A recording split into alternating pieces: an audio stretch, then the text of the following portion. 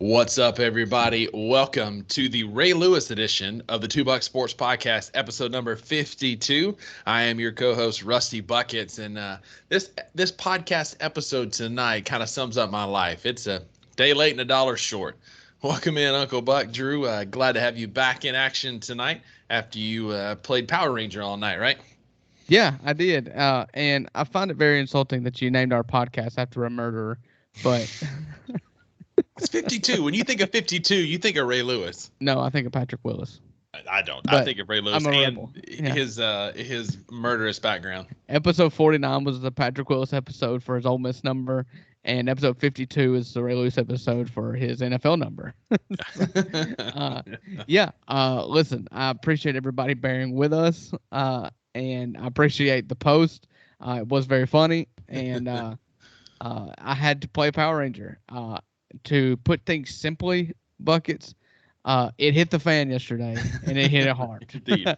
We had some scheduled maintenance, no harm, no foul, but in the process of trying to maintain this substation, we had a critical piece of machinery blow to smithereens. No one could have planned for it. Nobody. It's not something that you know is going to happen until it happens, and it happened. And funny part, if there is a funny part of it, because the residents of Tippah County did not have a good day yesterday. No. It was 90 degrees here, which was part of the problem going forward, because once we had to this substation go out, we had to feed it out of different substations, and it was really hot. And so then you had a lot of just load issues, and that's getting too far in the weeds right now. But if there was a funny part, I had to call TVA and have them open up the transmission line that feeds my Ripley substation because it was on fire. And they said, okay, I understand you want us to open this 161 line. I said, yes, I need you to open it, and I need you to open it quick. And they opened it. And then we isolated the problem, and they were able to heat their transmission line back up. But underneath that transmission line is two of our substations at Ripley for Tippah Electric, and two of Alcorn County Electric substations, the South Corinth substation and Kossuth. So I knocked my own parents out of power. I told my mom, I said, y'all just say a prayer for me. This is the biggest job I've had since taking the reins over. I said, I'm very prepared for it. I'm confident. If everything works, narrator's voice, it didn't. If everything works, nobody should know any different. There's a lot of things that go on with the power company, a lot of repairs that are made that nobody knows about. That's the goal. But I think everything goes well. I'm prepared for it. But say a prayer anyways. That's what I told my mom. And so I called her, and I was like, she said, my power went out today, and that reminded me to pray for you and to pray that your job went well. And I was like, yeah, about that. Should have said that prayer a couple hours ago, because I was the one that knocked it out. It was me. It was me. It wasn't me. For all my Tippah County residents here, please don't. Right. No, please don't. It was discovered by Drew. It was. I was in charge, but it was faulty old equipment. The kind of thing that, a lot of times people, you get your oil change in your car, you put on new tires, but you can't help it, and you never see it coming when the transmission just drops out of the bottom of it out of nowhere. You do your best, you take care of your vehicle, but sometimes you just hit a deer, and you can't help it. That's it. And yesterday we hit a deer. All I know is I got a text from Drew yesterday with some smoke in it, and I said, I don't know much, but I know smoke ain't good. Yeah, and if you turn the volume up, you could hear just... It just was static, and it did not sound good. I can't put into words what it's like when you're dealing with something as dangerous as 161,000 volts. That's wild. And a piece of equipment that failed, and all you can literally hear 161,000 volts not working correctly. Gosh. There it is just makes your skin crawl. And luckily, I was able to get TVA on the phone. I'm like, kill it, kill it, kill it, kill it. I don't care what you do, kill it. Knock out Mississippi, kill it. If not, we're going to be, the whole state's going dark. I mean, that's the thing about electricity. It will open up at some point, the breaker. I mean, but there will be an opening in which the electricity cannot flash across to. But by the time it gets far enough apart to where there's an opening, that means that much stuff has to burn all the way to the ground. Yeah.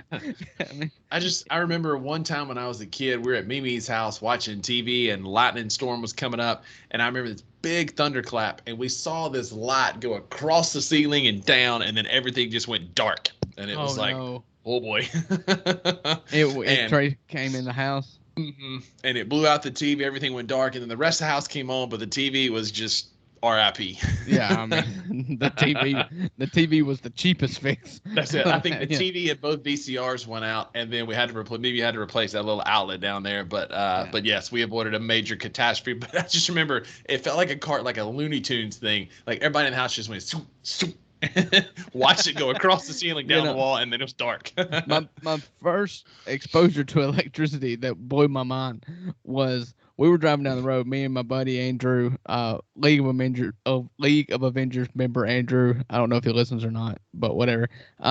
We were driving back from somewhere. Maybe we went to eat Tupelo or something. And it was me and him and a couple guys in the back, and we're just driving down Highway 45, headed north towards home. And it's dark outside, and it's thunderstorm and lightning. And I swear to you, 50 feet in front of us as we're going 75 miles an hour down the highway, lightning strikes right on the edge of the pavement on our side of the road. And it was so comical. Like, it zapped, and then we drove past it. It was just like smoking. And I was like, I've never in my life been that close to lightning. Like, it was just comical. You know, those things that happen that just so freak that everybody's just silent. Mm-hmm. Silent in the car, and it's like, y'all saw that, right? We'll save it for another episode, but I have a really, really funny story about a firework going off in my old truck with me and my brother and my cousin in it. Kind of the same thing. Once it got done, we all just go ahead and tell it. I gotta know now. All right, you can give us the short version, but short version. We're riding around out in Farmington shooting bottle rockets out of my truck. Like good old boys do. And I've been doing it like most of my life. And Clark and Jim wanted to give it a shot one time. And shout out to both of them. I don't know if they listen, but shout out anyway. And I was like, we got to go do this. So I'm driving you remember my old blue Dodge before the silver one I got now? I do. And Clark's holding a bottle rocket. We got all four windows down. And we're going by a house. He's like, yeah, I can't do it. And he lets go. And it gets sucked out the window and then back into the back window right in Jim's lap. Uh-huh. And then it goes off. And for it felt like 30 minutes, but it may have been like 6 seconds. We got, sparks are going everywhere. Bottle rockets shooting around inside. We're all screaming. It felt like something out of like National Lampoons. Like I'm trying to squint through the sparks to make sure we don't hit a ditch. You're just blowing smoke out of your face so you can see the road. That's it. Thankfully, I had a hat on. I got sparks like showering off the brim of my hat. I pulled into the Farmington Water Department right there on Farmington Road. Right. And it goes pow above my head, and it finally stops. And we're all sitting there, and like you just got that ring in your ear, and we're all sitting there staring, just dead, stunned silence. Is this what Afghanistan was like? That's it. There's Charlie everywhere. Vietnam flashbacks. And then about that time, Jim goes, I think I'd like to go home now. And I said, Yep. We were coming back from a show and we were playing rock and roll music, and it was just me and our friend of the podcast, Zach, in the car, and we were going down a exit ramp, merging onto another highway, and it was raining, and my car did a complete 180 and hit the brakes. Just Jesus take the wheel, threw the hands up, and the car just stopped. Exactly the way we started, facing down the highway. We both looked at each other and were just like, I guess we just got to keep going. Yeah. You know, so yeah, that's a funny story. I needed some funny stories today. I guess that's our Bucks best and our Bucks beef of the week is fireworks and near death experience in cars that work out. It's scary in the moment, but afterwards it's a great story. It did. Yeah, it goes without saying. We both had rough weeks. We know we've already talked about what the worst of the week was. You got anything that you're thankful for? A couple things. I think I'm gonna go back. I've used this one a lot, but Drew, I might become a CCU football game regular. Yeah. I went to my third CCU game last week of the season. You're basically a season ticket holder. That's it, man. And I hadn't paid for one yet. That's the best part. Oh man. But I went to I watched them play Georgia State, and they got their butt kicked. Georgia State just absolutely. Oh, yeah. They were physical, man. Georgia State's offensive and defensive line were the difference makers. Their quarterback was a local boy from here in Conway, right outside of Myrtle Beach, and he played a great game. Georgia State won the game. Grayson McCall, the good quarterback for Coastal, had no time. Their O-line just got whipped. He's still there. He's making so much money, and he's in the Bojangles ad on the big board. He's on all the local stuff. Like this is his moment. You can get 5% of NIL money from Alabama, or you can get 100% from Coastal. That's it, man. And you get a sponsor like Bojangles, like I'm in. It's the second best. I'm changing my best. So yes, shout out Kayla Carr, friend of the podcast, got us some tickets. We went, and actually her brother is a tight end for Coastal. He's number 85. Okay. And so we got to sit in the family section, which was fun, but I'm changing it. Have you seen the Iowa State I'm gonna blank on it now, but it's the Iowa pork production. It's like the Mississippi Beef Council. It's like the Iowa pork. Okay. They're sponsoring 4 players. Oh yes. And it's the best NIL deal I've ever seen outside of the Chunky Kid with the Taco Bell that we talked about. But it's based on the last name of Purchase More Hammond. Is HAMANN Bacon. And it's those 4 dudes. They're paying them to be in their ads. And I'm like, this is what NIL was created for. This is why college players get paid. Purchase more Hammond Bacon. Yeah, that's my best of the week. If there's 3 good stories from NIL, it's the Iowa State guys purchase more Hammond Bacon. It is Dakota's Crawford getting an HVAC NIL, and it's that kid from the Popeyes kid. Like what was his name? The Popeyes kid, yes. The Popeyes kid, yeah. Mm-hmm. Getting a Popeyes NIL deal. It was great. That's what it's made for, man. This is why NIL exists. Yeah. So good deal. My best of the week. You go through a week like you had. You're thankful to. I'm thankful to be in the foxhole with the guys I'm in the foxhole with at work. We've had a rough week, and the whole week they've been just super encouraging. We've all had the benefit of working with Danny for, or Tippo Electric as a whole has had the benefit of having Danny Caples there for 25 years, and he was such a resource, and he knew all the answers to everything. And it's something I've told the guys is like, listen, I'll get there. I'm confident in my abilities, but I'm green. I'm still green in this industry.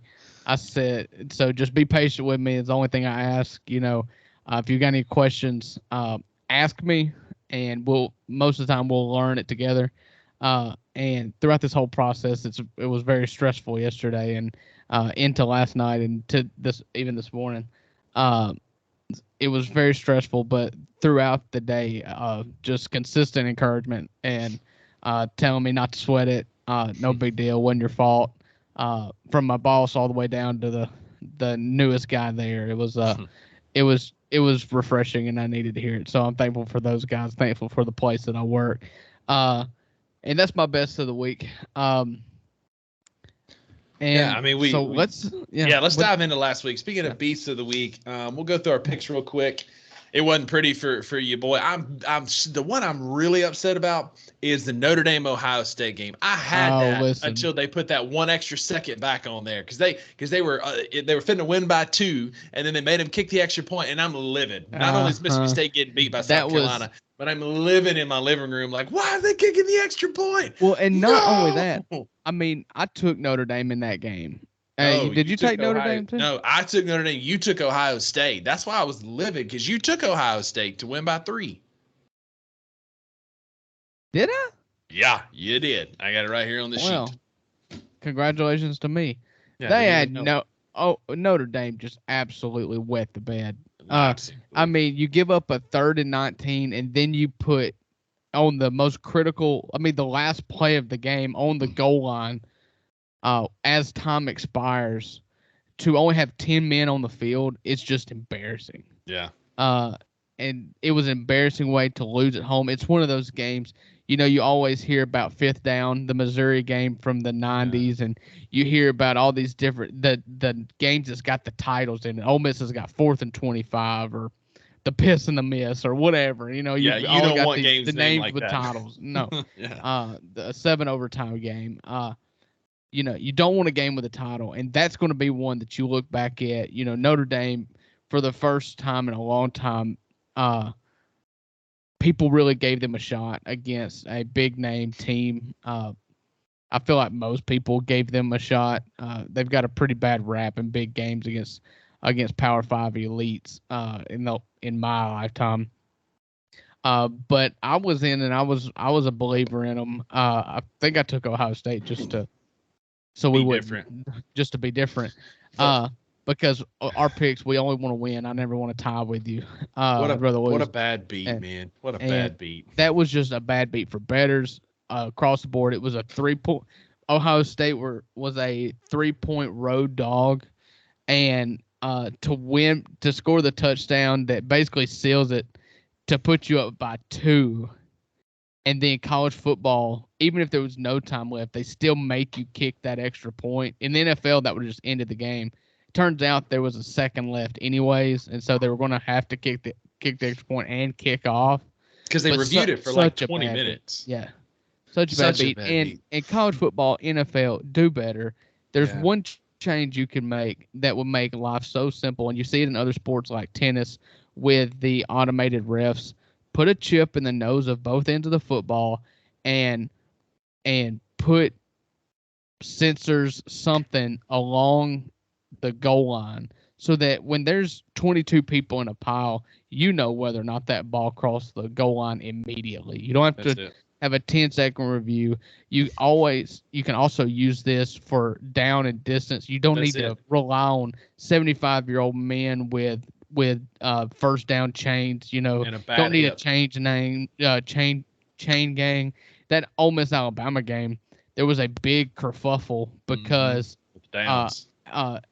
Nick Saban did not realize he got a first down because the guy holding the down marker didn't change it. So on first down, he did a quarterback sneak, and then they ended up having to punt because they didn't get a first down. It was wild. Everybody thought that they were punting on third down, but anyways, because we're relying on a 75-year-old man with a yard marker or a down marker.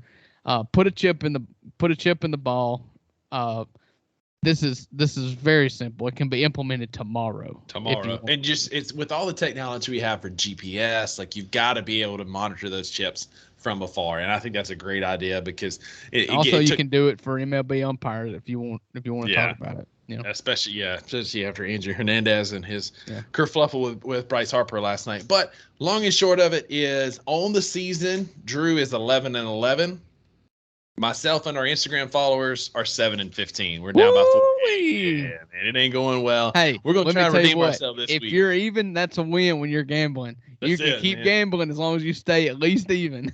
That's it. So me and my Instagram followers are struggling right now, but there's a lot of football to be had. I got some picks for this week. We'll get to here in a minute, but let's get into kind of a little deep dive of our teams. The Ole Miss Alabama game was first. I know you got some thoughts. I got some thoughts. So I'm gonna let you go first. Tell us about what you thought.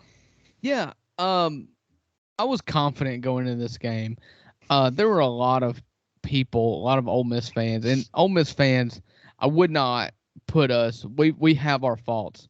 But for the most part, I feel like we're pretty realistic about our expectations, especially when you go up against a team against Alabama. And we did not go full blown, we believe, or I wouldn't. Everybody was confident. You never go into an Alabama game confident, especially not, putting yourself at over 50-50 odds. And I think I told you on the podcast, I'm sitting anywhere between 45 and 55. Felt like we were a fair match. And honestly, today I still feel like if you play that game, it could go, you play it 10 times, Ole Miss will have a shot. I'd lower it to 3 or 4 times to win out of 10 instead of 50-50. But the way that game played out was extremely frustrating. In the first half, the defense looked incredible. For some reason, Alabama continued to try to throw the ball with Jalen Milroe, and it was not working. The defense looked incredible. You go into the half at 7-3, and you felt let down. I texted you at halftime, and I said, we're better than them. Like, I genuinely, and you agreed with me. And I don't know if you were just pacifying me or you just said, yeah, you left a lot of points out on the table, and we did. 100%. Jackson Dart had his first garbage interception, first poor decision of the year. Yeah. On a deep throw that he threw into double or triple coverage, just a frustration arm punt, basically. The offensive line did not look good all day, but even given all of that at half, you're up 7-3, and you felt like you had a chance. You look at our game against Tulane, it was close at the half. We blew them out at the end. Same thing with Georgia Tech.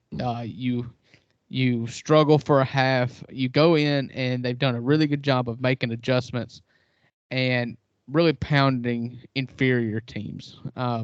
Good, especially in the case of Tulane, good but inferior teams. What happened, though, is you got into half, and Alabama made the adjustments that mattered. And the offense never got off the snide. Alabama decided, we're going to turn this into, Roy McIlroy, Alabama, and we're just going to run the ball down your throat. And that's what they did. Jalen Milroe made enough plays with his arm, and it ended in a 24-10 victory for Alabama. And the part I was most frustrated about is Lane and the offense. But we've got problems offensively. This team hasn't looked right offensively in big games since Jeff Lebby, the former offensive coordinator, left before last season, went to Oklahoma. You look what Oklahoma's doing right now, by the way. Yeah. Cooking. Yeah. Dylan Gabriel is incredible. Dylan Gabriel was coming to Ole Miss with Jeff Lebby. Then Jeff Lebby took the Oklahoma job. Dylan Gabriel went to Oklahoma. He's setting the world on fire. And I'm happy with Jackson Dart, fine. But the problem is the play calling. It's very scheduled. It feels very trapped. It feels very, like they're not going to make any adjustmts.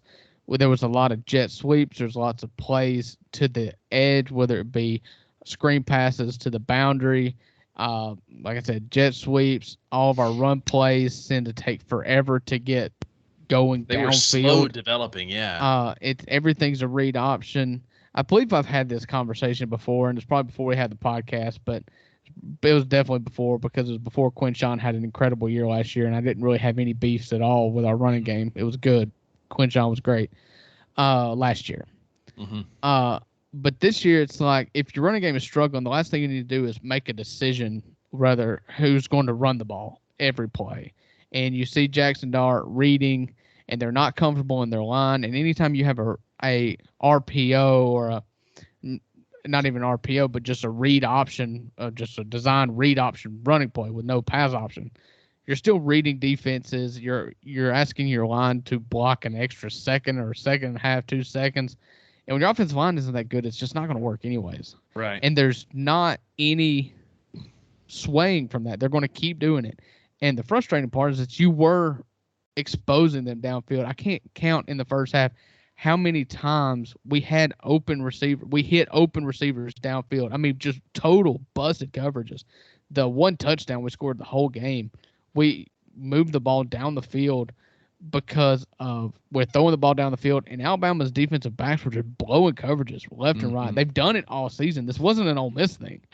Yeah. But they've shown it on film all season. You weren't able to take credit. You weren't able to capitalize on their deficiencies because you didn't let Jackson Dart do that. Now, I know the offensive line is garbage, I'm not going to say they're garbage. They're not good. They're not good, though. I've seen worse at Ole Miss, but they, when they're playing well, he's got enough time to make a couple reads. He's not getting all the way to his fourth read or check down a lot of times, but a lot of times with this Alabama defense, you're not needing to make a second read because the guys are running wide open down the field. Yeah, they're just blowing coverages. They're not the Alabama defenses of the early 2010s. Yeah. But they just would not, and I don't know if it's Charlie Weiss Jr. that is just calling the plays, then he's just let Charlie Weiss do it. I know Charlie Weiss is getting all the blame for it, but if Lane is actually calling this, then he needs the blame for it. You've got to be more creative. You've got to get off schedule. This offense does not work unless they have a successful play on first down ever. It's impossible.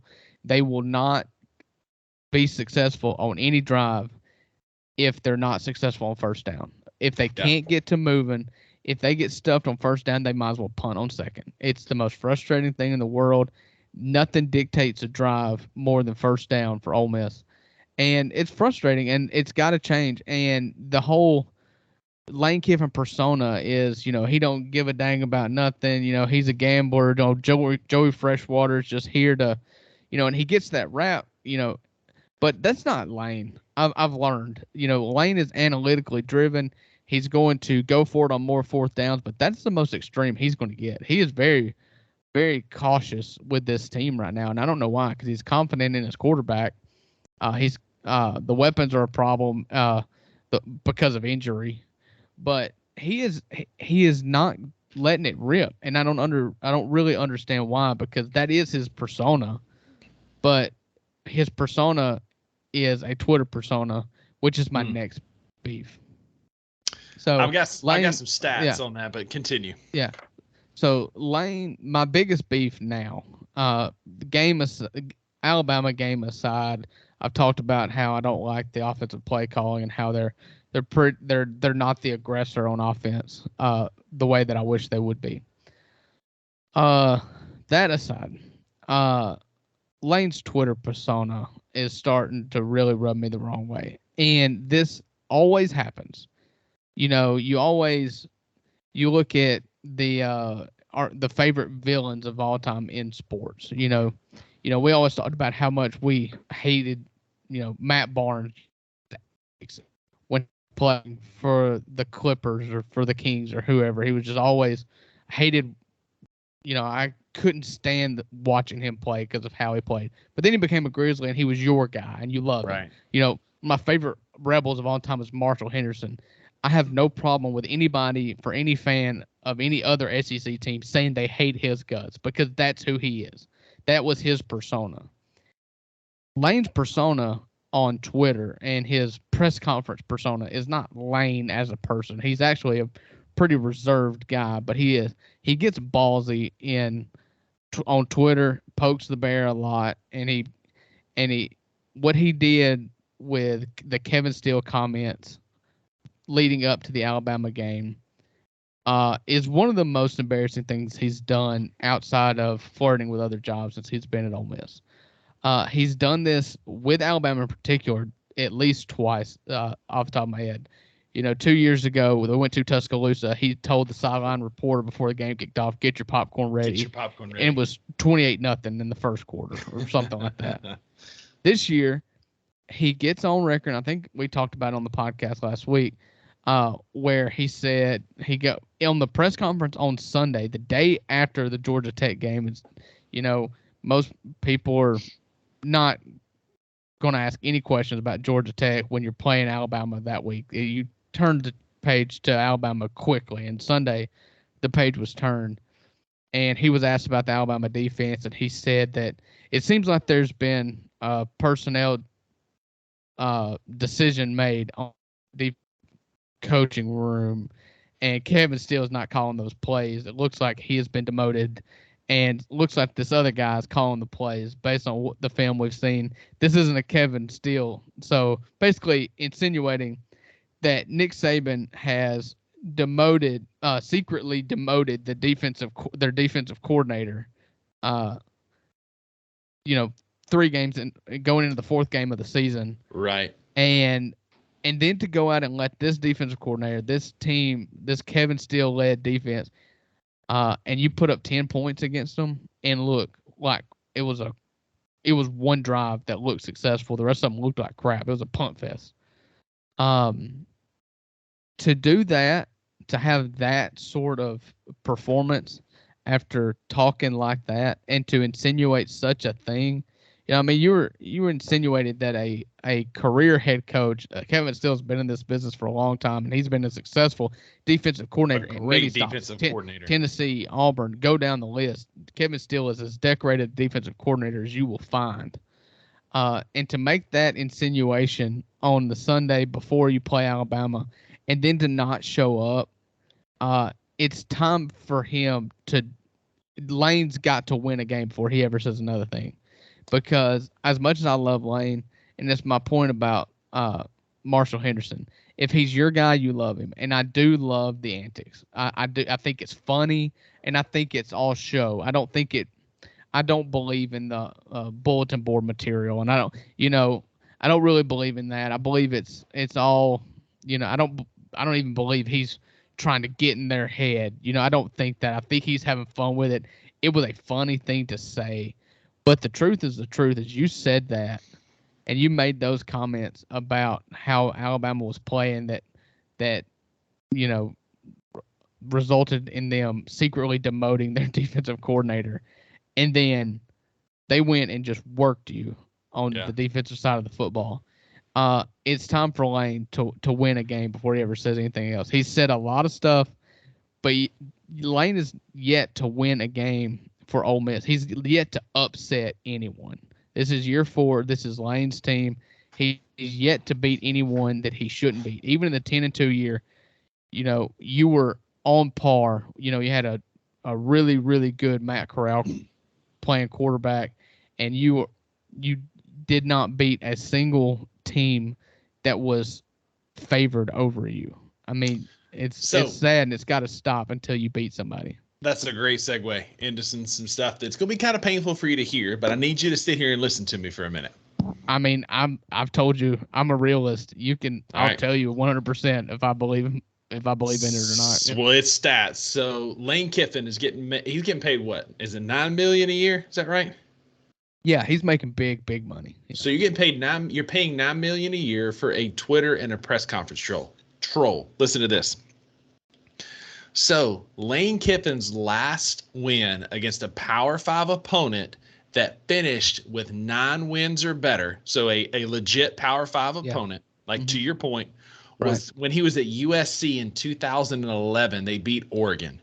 He is 1-19 against teams that win 9 games or more in a Power 5 conference. It gets better.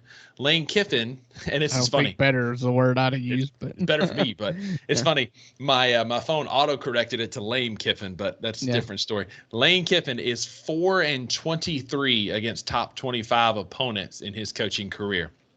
It gets better. Ole Miss is 2-6 in their last 8 games against Power 5 opponents, and their 2 wins are Tulane, who is a good football team, but they didn't have their Heisman caliber quarterback. Tulane's not Power 5. I guess that's true. Georgia Tech. And so, who are you beating? So you're basically paying all this money for a Twitter and a press conference troll. Were a very.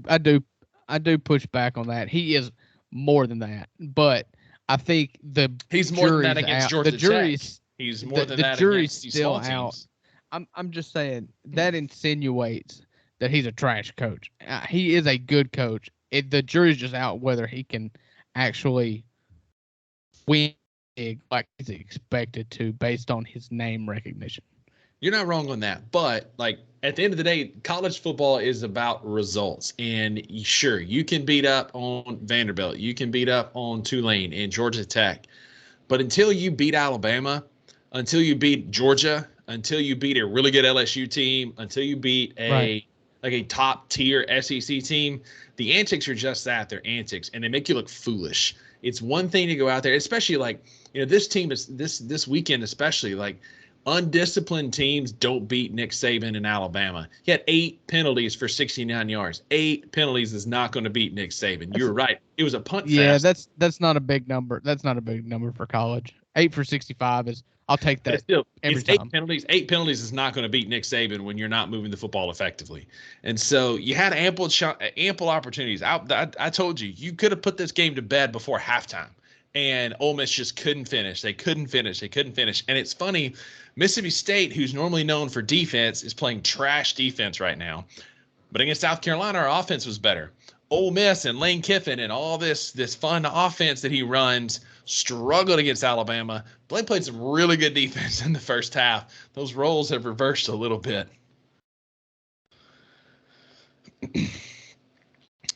But yeah, I think Lane is a name, and Lane is a name because, one, his dad is Monty. The Kiffin name has been in football for a long time, and 2, he had a meteoric rise as a young coach, which allowed the name to stick, and so those 2 things allowed Lane Kiffin to be what Lane Kiffin is. You look, he had. I think this is a problem with a lot of coaches. I'm going to step back. So, yeah, I said this about Hugh. I've said this. There's several other coaches out there. Some coaches are builders. They can take over a program, inspire a lot of faith, turn it around quick, but can't get it over the hump. Hugh had that problem at Ole Miss. He built them to a power quick, but it was a flash in the pan at the end because he couldn't turn that meteoric rise into consistently great recruiting classes, consistently great output on the field. Everybody caught up to Hugh. That you see that a lot. One of the most obvious examples of this is actually in the NBA with Monty Williams. Monty Williams has turned around 2 franchises in the NBA, but wasn't able to win enough, wasn't able to bring home a championship. That is hard to do, and he gets fired despite being a coach of the year, despite having the best record in the West 2 years in a row, gets fired because he can't win a title. He can't take that extra leap. I feel like that's where Lane's at now. He's built a program. He built them up quick. In year number 2, he went 10-2 in the SEC, had a really good season, losses to Alabama and Auburn, and that Auburn loss was inexplicable. There was a egregious missed call, but we're not gonna get into that now. But he built that up, and he, instead of parlaying that into recruits and stuff, he was cool with having his name mentioned for other jobs. But what that did, not all press is good press in this situation. Your name's out there a lot. People are talking about Lane. But they're talking about not can he keep building, but is he going to leave? And that is not a recipe for building a team. That's the point I keep making with all these coaching rumors and stuff. And the reason why I said that he is not worth another coaching rumor is because it's detrimental to the Ole Miss program. It's detrimental to getting players to stay, good players to stay, and to getting good players to come in the future. If they're constantly worrying about who the coach is going to be, or if he's going to leave, and then the antics on Twitter with always kind of taking. He said last week, this may be the last time I ever play Nick Saban.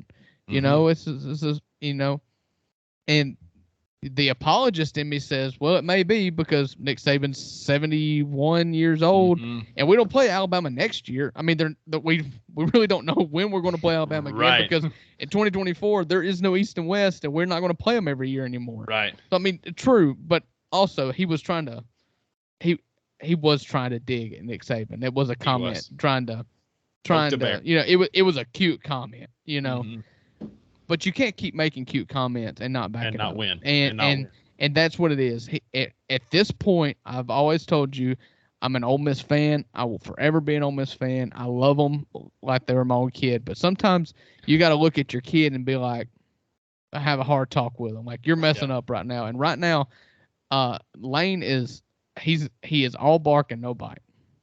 He is all flash and no substance. And that Yep. offense that he has orchestrated, he brought in Jeff Lebby. Jeff Lebby's turned out to be an all-star. He went on to Oklahoma. And then he brought in Charlie Weiss, young kid, younger than I think maybe my age, maybe 30, 31 now, maybe younger. I think he was 28. Maybe it's 28 or 29 when he took the OC job at Ole Miss. Brought in this young guy, and it hasn't worked out. The offense has not looked good since Lebby, and so Lane's going to have to take over the play calling or change something up because the offense doesn't look good. And despite how the offense looks, despite how the team looks, he's still chirping, and I don't like it. It's the Dylan Brooks thing. If you're gonna talk such mad game, you've got to back it up. And Dylan Brooks, my beef with him is that he always thought he was bigger than he was. He was more important than he was, and he got in the way. And right now, Lane's antics are getting in the way. They are 100%. And until you win some big games, you got another one coming up this weekend. We'll get into here in a little bit with LSU. And things can be forgiven as an Ole Miss fan. You can be forgiven as quickly as you beat LSU. I mean, that is just a fact. LSU's coming in, top 10 team in the country. They survived a scare against Arkansas, but they beat the brakes off of Mississippi State. They lost to Florida State. I mean, they're good. They're a good football team. They are 100% solid. So far, they're the best team in the West. Yeah, so far they're the best team in the West.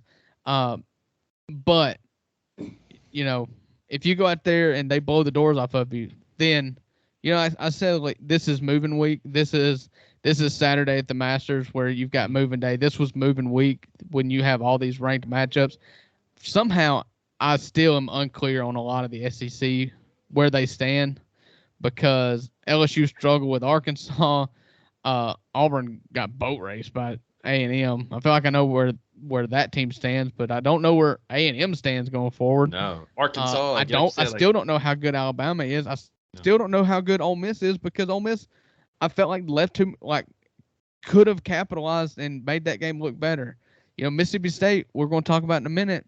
They looked terrible against LSU on offense and terrible on defense. They looked good on offense against South Carolina and looked atrocious on defense.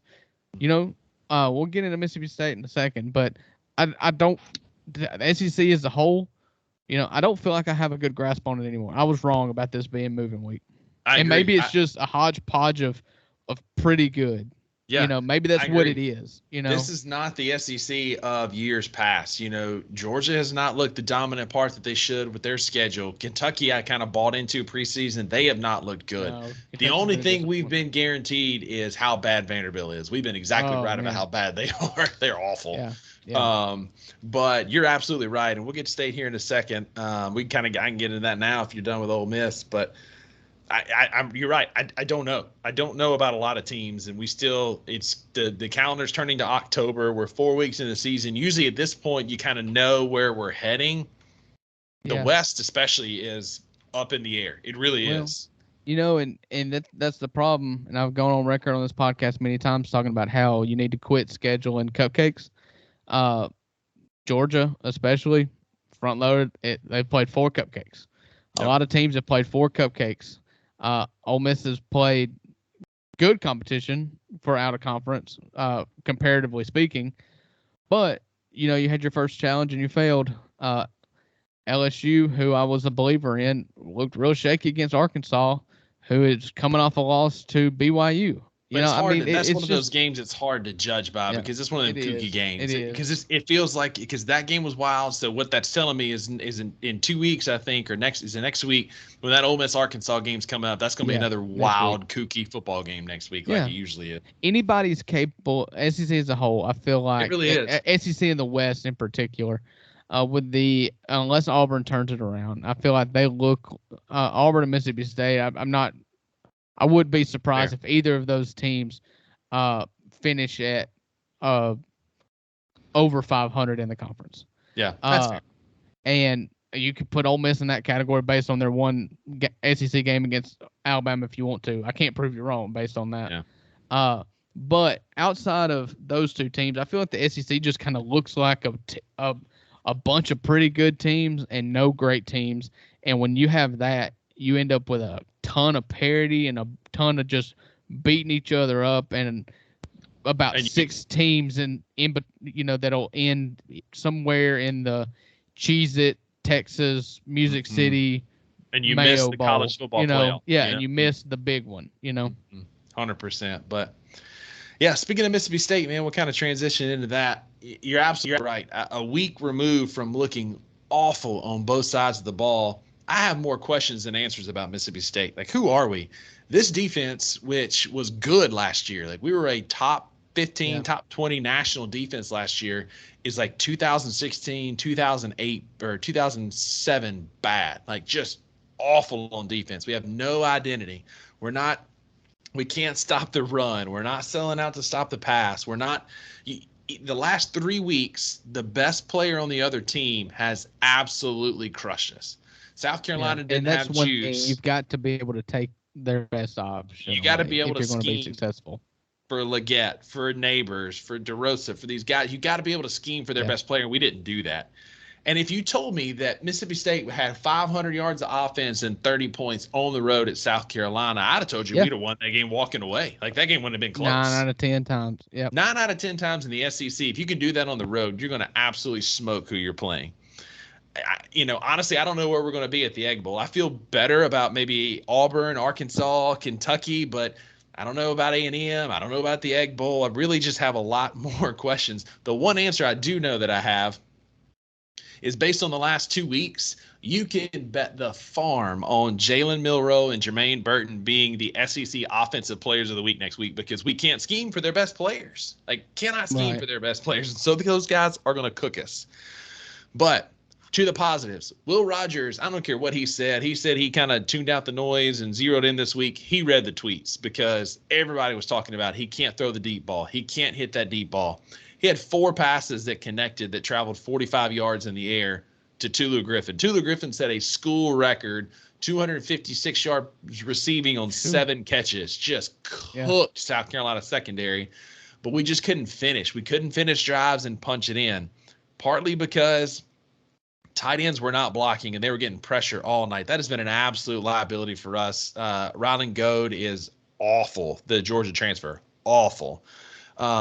Sometimes you realize why they're not playing. It makes sense. Well, in my notes here, it makes sense why Kirby Smart let him walk. It really does. Like, it makes sense why he left Georgia. Speaking of tight end transfers, we'll go back to Ole Miss just to make this point. Michael Trigg, who came from USC with Jackson Dart, former 5-star, thought you were getting something good. He is no longer with the team, and just an absolute head case. Exactly. And you see Lincoln Riley comes in and he's like, yeah, you know what, I'm not going. You can go. Yeah. Yeah. And so, we looked a lot better. We still got to figure out some running schemes. This is Kevin Barbay's first game in the booth. He called this game from the booth. They need to lock his butt in there every week. He does not need to get back to the sideline because he could see it better. And the passing routes and the passing tree was so much better. And Will Rogers took advantage of it. He threw for 487 yards. It was his best. It was arguably one of his best games at Mississippi State. It was his highest yardage outing at Mississippi State. We couldn't finish. Our defense, going back to that, they didn't play enough for the 2 controversial calls to really matter. The fumble, it is what it is. One angle, it looked like a fumble. The other angle, it looked like a forward pass. All I know is most fumbles don't go 10 yards in the air as a perfect spiral. But again, didn't cost us the game. Defense played atrocious. The one that bugs me, that really sticks with me, was that interception. Because the NCAA rule says that a player has to reestablish himself with both feet back in bounds, and the kid pushed off with his left foot from out of bounds to catch the ball and then landed in bounds. Per the NCAA rules, they got it wrong, and they even reviewed it and still got it wrong. And that was in the red zone too. That was at the 20s, like the 18 where he caught it, and we were marching. Like, that one really broke our back on offense, because South Carolina scored and put it out of reach. They made it a 2-possession game. We scored to get it back within 1, but that could have been our moment to really take that game over and win that football game on a Bush League call. Again, our defense played atrocious. You're not going to make Spencer Rattler look like Pat Mahomes and then win the football game. I'm not a guy who blames the refs. It's not what I'm going to do. It's just not who I am. But that was a bogus call. And it cost us potentially 3 points because we're well within field goal range because we actually have a kicker now, but we couldn't punch it in because it got taken away from us. But it just all goes back to that defense. I've said it before. I'll say it again. Matt Brock is in over his head. If we want to turn the season around, it starts with Zach Arnett taking over play calling on defense because we're not scheming appropriately. We're out of position.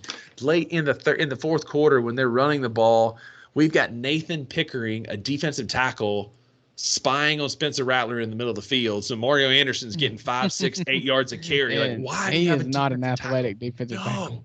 He made one tackle on Spencer Rattler in space by accident. Like, he just happened to trip him. Right. But instead, we're getting cooked by Mario Anderson because we're dropping a defensive tackle as a spy. Like, it's not like we're dropping Fletcher Cox back there. Like, you make Bookie or Jet Johnson be that spy. But it's just like some of the stuff he's doing, it just makes no sense.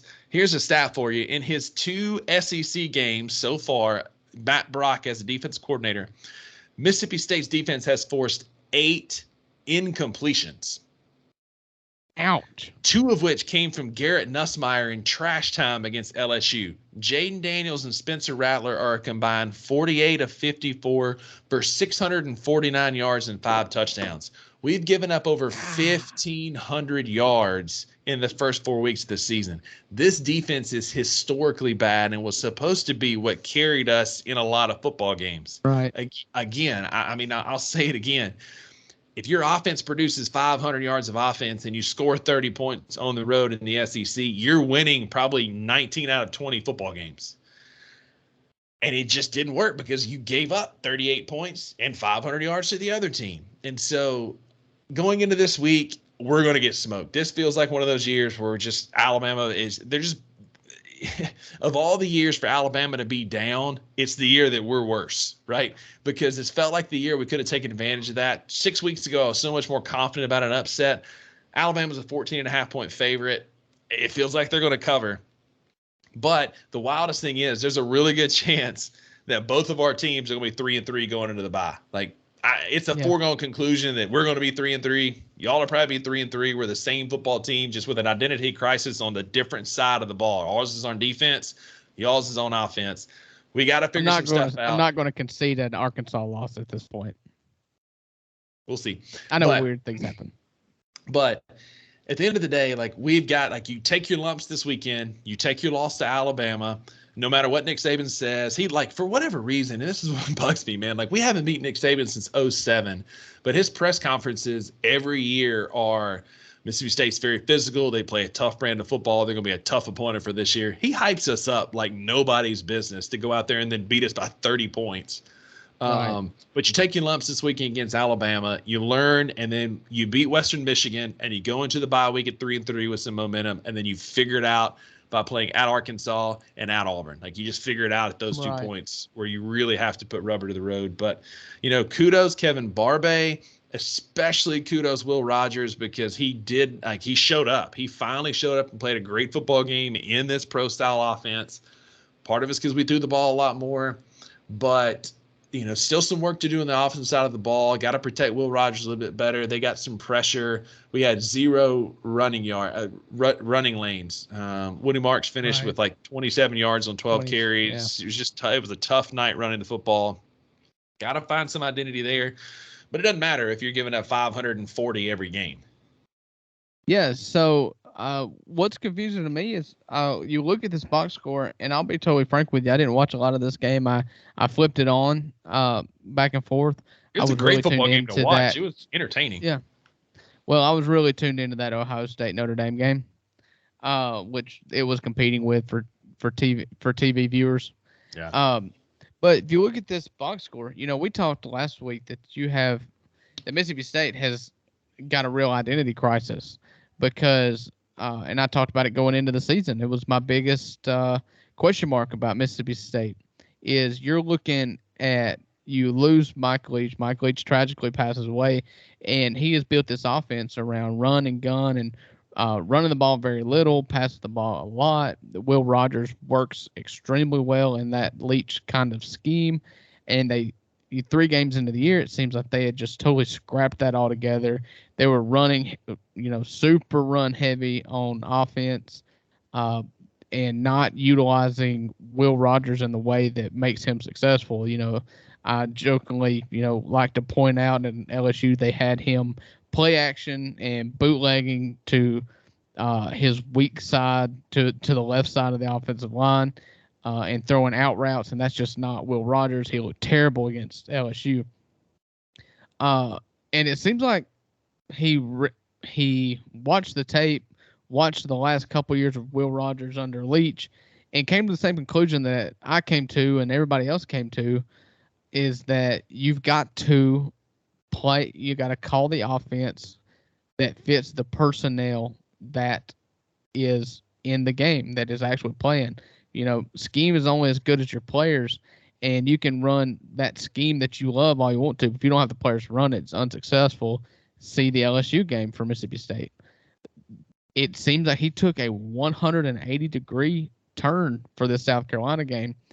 We were talking about how Will Rogers only threw the ball like 17 or 18 times against LSU. Well, he threw the ball 48 times on the road against South Carolina. He was 30 for 48, not as efficient as he was under Leach, but efficient enough for 487 yards.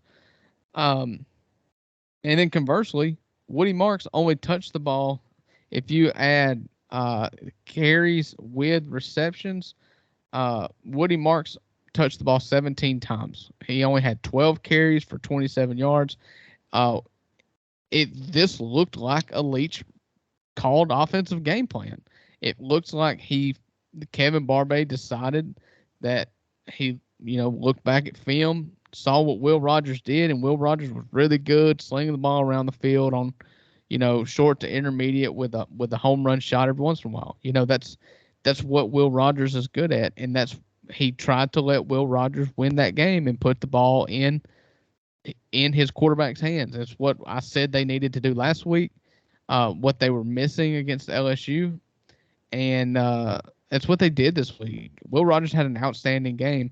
However, he's having a hard time splitting the difference, because he was all the way, 1980s running the ball against LSU, and he went full-blown air raid against South Carolina and didn't run the ball at all.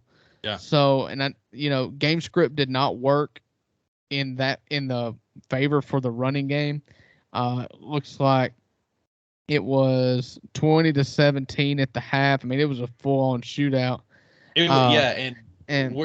And he let Will Rogers get in a rhythm, which was huge. And then Leggett got that big touchdown. I mean, like one play into the second half, just that monster touchdown, which could have broke our back, but we came right back and marched down the field. The most annoying part about it, and I meant to touch on this earlier, was our MVP so far this season is our punter. Sokoloff has been like, oh man, that's a sad season. I know it is, but South Carolina had 5 drives that started inside the 10-yard line. 2 of them were inside. One was at the 1-yard line and one was at the 2-yard line. The problem with those 2 drives is they marched down for a touchdown. Yeah, they scored on both drives. Yeah. Both of those, a 98 and 99-yard touchdown drive. But it was 27-27 when they marched out. They got a field goal. It was 30-27. We were driving to go down to go ahead, and that's when that interception happened in the fourth quarter. And we got screwed right there. South Carolina goes and scores, goes up by 10. We field goal to get within 7. That's as close as we'll possibly get. But the biggest thing on offense, like you were saying, man, like it felt very Leach-esque because he let Will get in a rhythm. And he was hitting some underneath stuff. He was throwing the ball well. He was finding the guys underneath. And then all of a sudden there'd be Tulu running down the middle of the field. And Tulu had a monster game. He did. And it was like we finally are using our playmakers. So next week against Alabama, I want to see more Tulu Griffin. Let him get some carries. Let's get Xavier Thomas involved a little bit more. Justin Robinson, the Georgia transfer, finally had a big game. He had 6 for 91. But he was hitting Justin Robinson underneath a lot. We got Creed Whittemore back in there a little bit. But the story of the night was Tulu. This tells me, like, we still obviously have, as you and I have talked about this, air raid players. And against Alabama, if we're going to make this work, Alabama's secondary is where it's vulnerable. We have, like, I got a better chance going to buy a lottery ticket tonight and winning than we got of beating Alabama. But if we're going to keep it close and we're going to make it a competitive football game, it's going to be through the air. Alabama is still the Alabama of old and on that defensive line, and linebackers not as much, but they still defend the run really well. That secondary has not been good. And I think that's how we're going to keep this game competitive and not get absolutely boat raced on Saturday. Yeah, a couple thoughts. I'm curious to see whether Barbay tries to thread the needle and split the difference between his last 2 weeks and try to find a way to be more balanced. I know that balance requires a pretty even game script.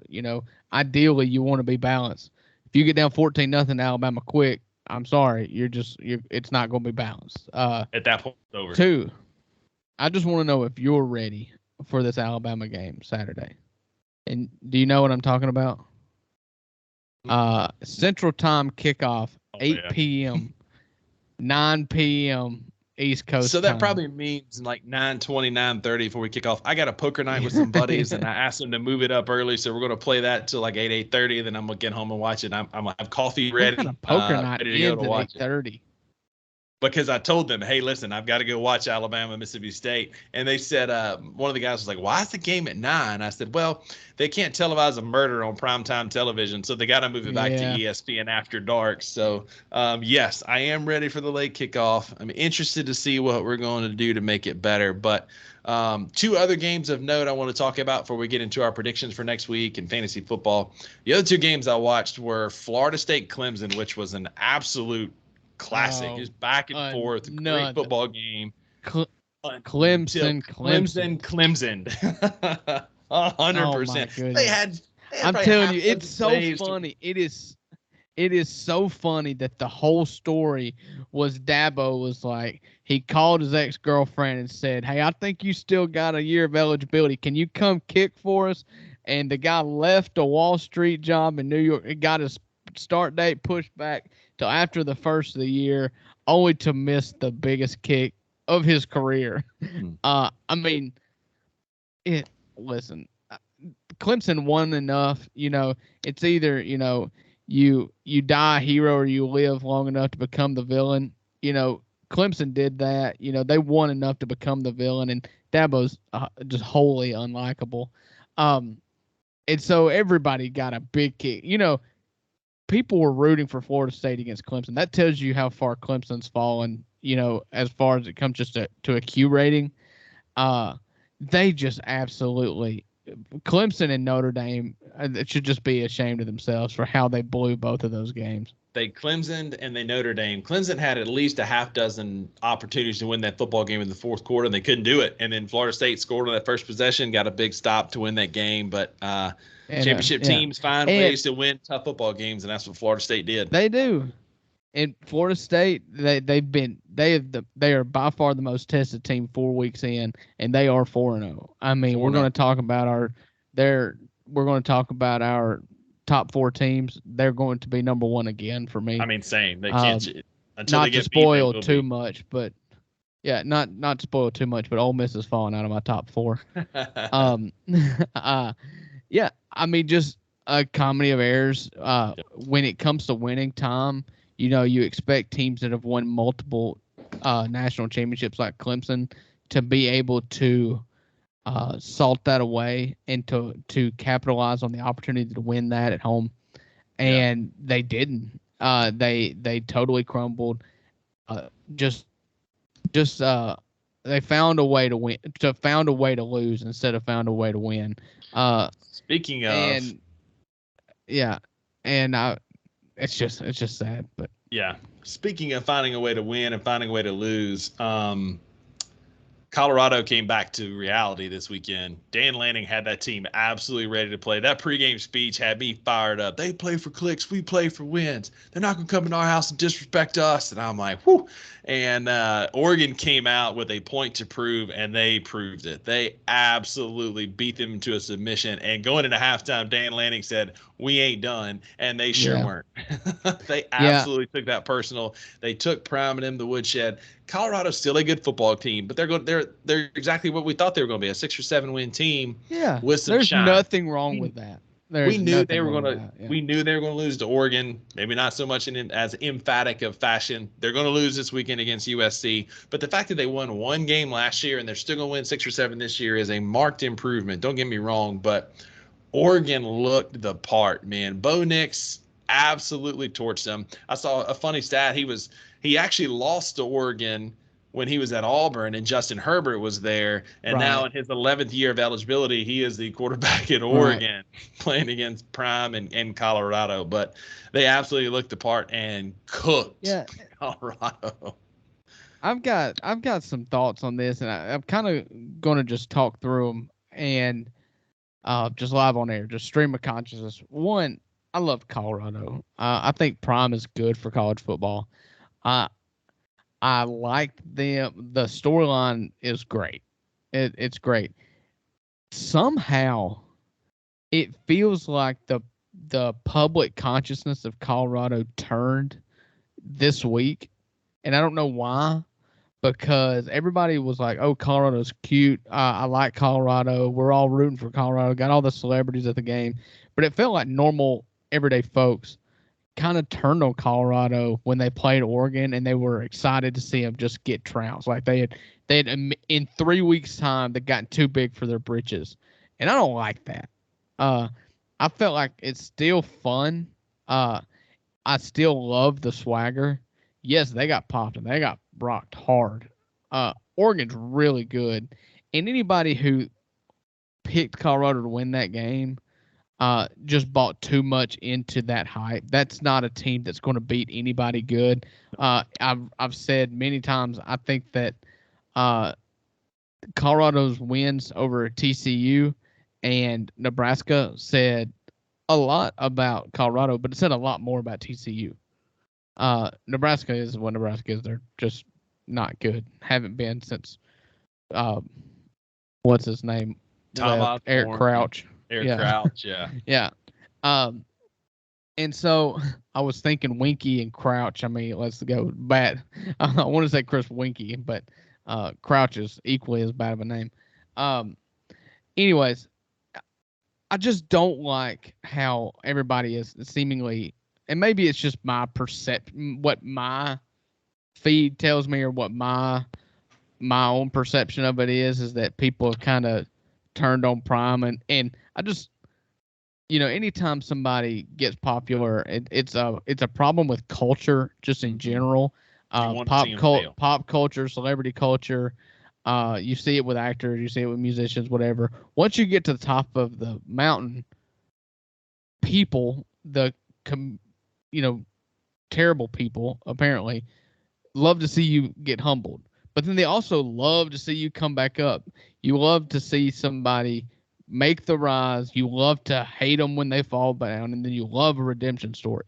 I hate that whole thing. I think it's a problem with culture as a whole. I don't know why we celebrate failures. I don't know why we root for failures, except for Mississippi State. I still do root for that. Mm-hmm. But I still think that Colorado's got something. I love the fact that they're trailblazing. He has made no bones about what he's trying to do there and how he's going to go about doing it. And I love it. I feel like it's a great case study in the future of college football, what it could look like, and he's on the cutting edge of it.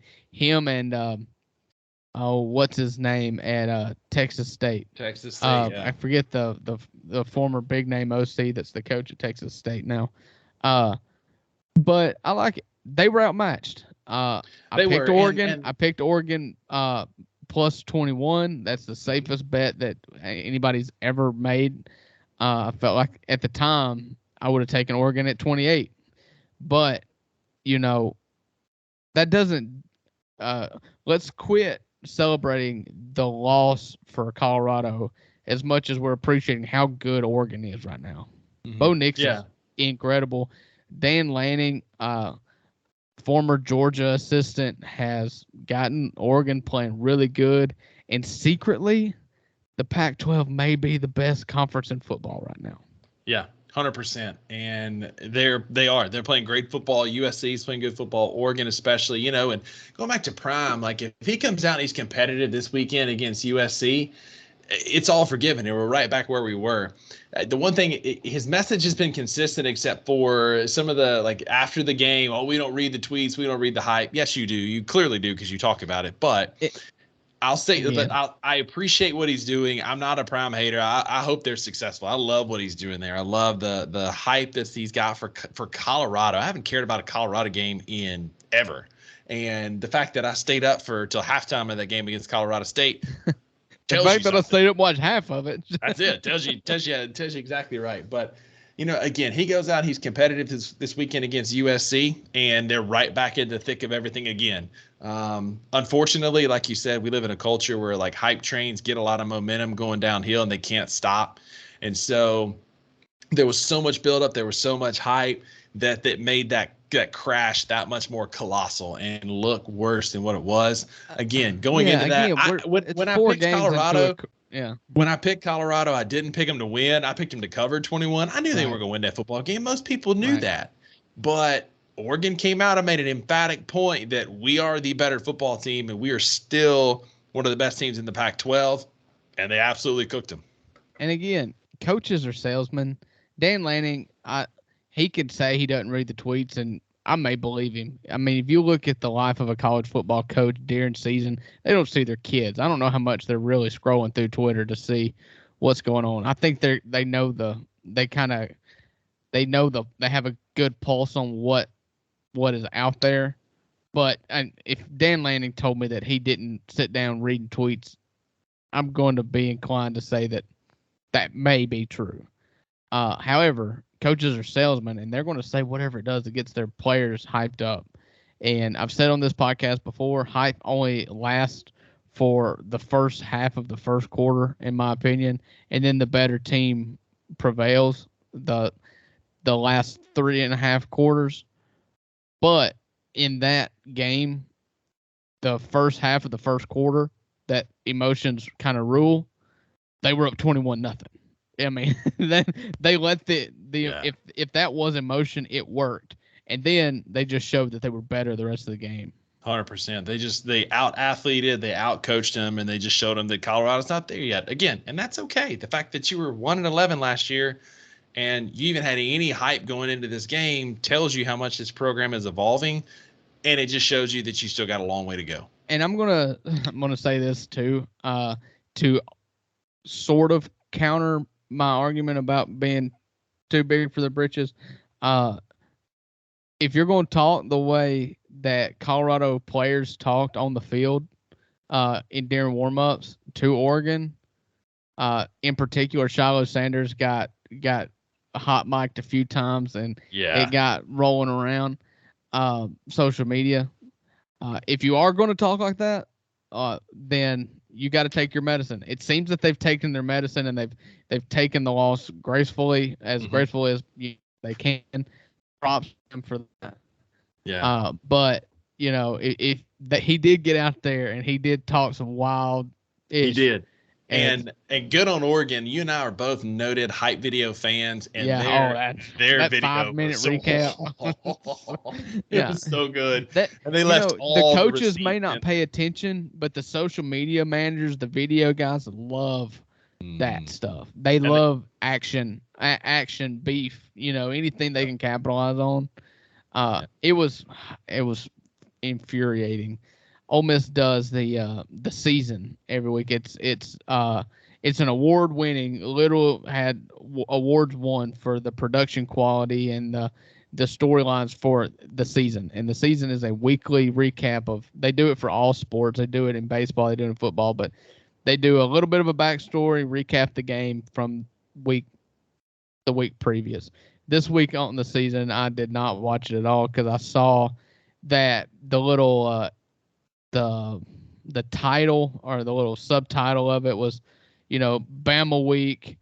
Watch the recap of the Alabama game. Plus, learn. We go in depth about Lane Kiffin and his relationship with Nick Saban. I was like, pass. Pass. Yeah, pass. Yeah. Yeah, it's when it's done well, it's great. When it's not done well, speaking of, before we get into our picks here in just a second, did you see Duke's like graphic from Duke football today about the for the Notre Dame game? Nuh-uh. Speaking of not being done well, it's this weird graphic of this like Blue Devil in the background holding a rope with this rock above a leprechaun looking at something. It's a weird like we get into weird social media posts. Did you see where USC tweeted out a picture for the game graphic, I guess, of Caleb Williams riding a buffalo? USC plays Colorado, but that's fine. But in the background, it has a Yellowstone National Park sign in the back, and Yellowstone National Park is nowhere near the University of Colorado. They just threw that sign in there, I guess, because he was riding a buffalo. Yeah, they had to. Let's make this look legit. Caleb on a buffalo.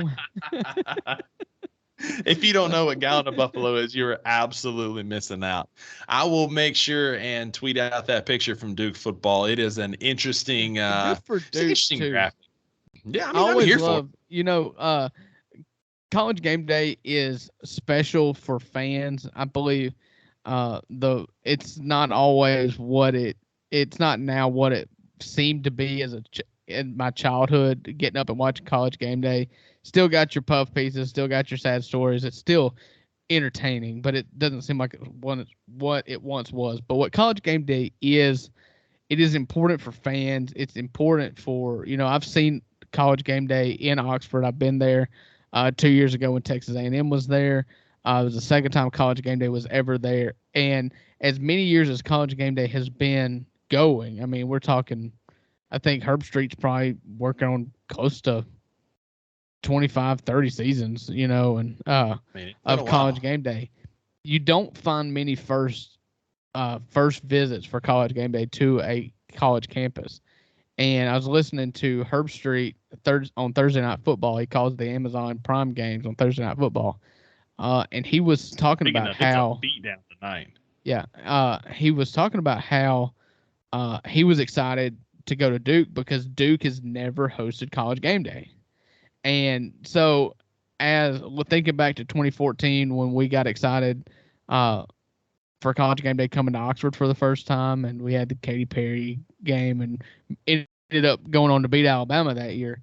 I remember the initial excitement started because college game day deemed that to be one of the most important game of the week. Mm-hmm. And to have that distinction that college game day would come and the game is at your place is something that Duke fans should be excited about everywhere. There's a bunch of, white lawyers' sons that's just going to be so stoked that college game day is, all the Brads, and Kyles. It's going to be the pastiest college game day of all time.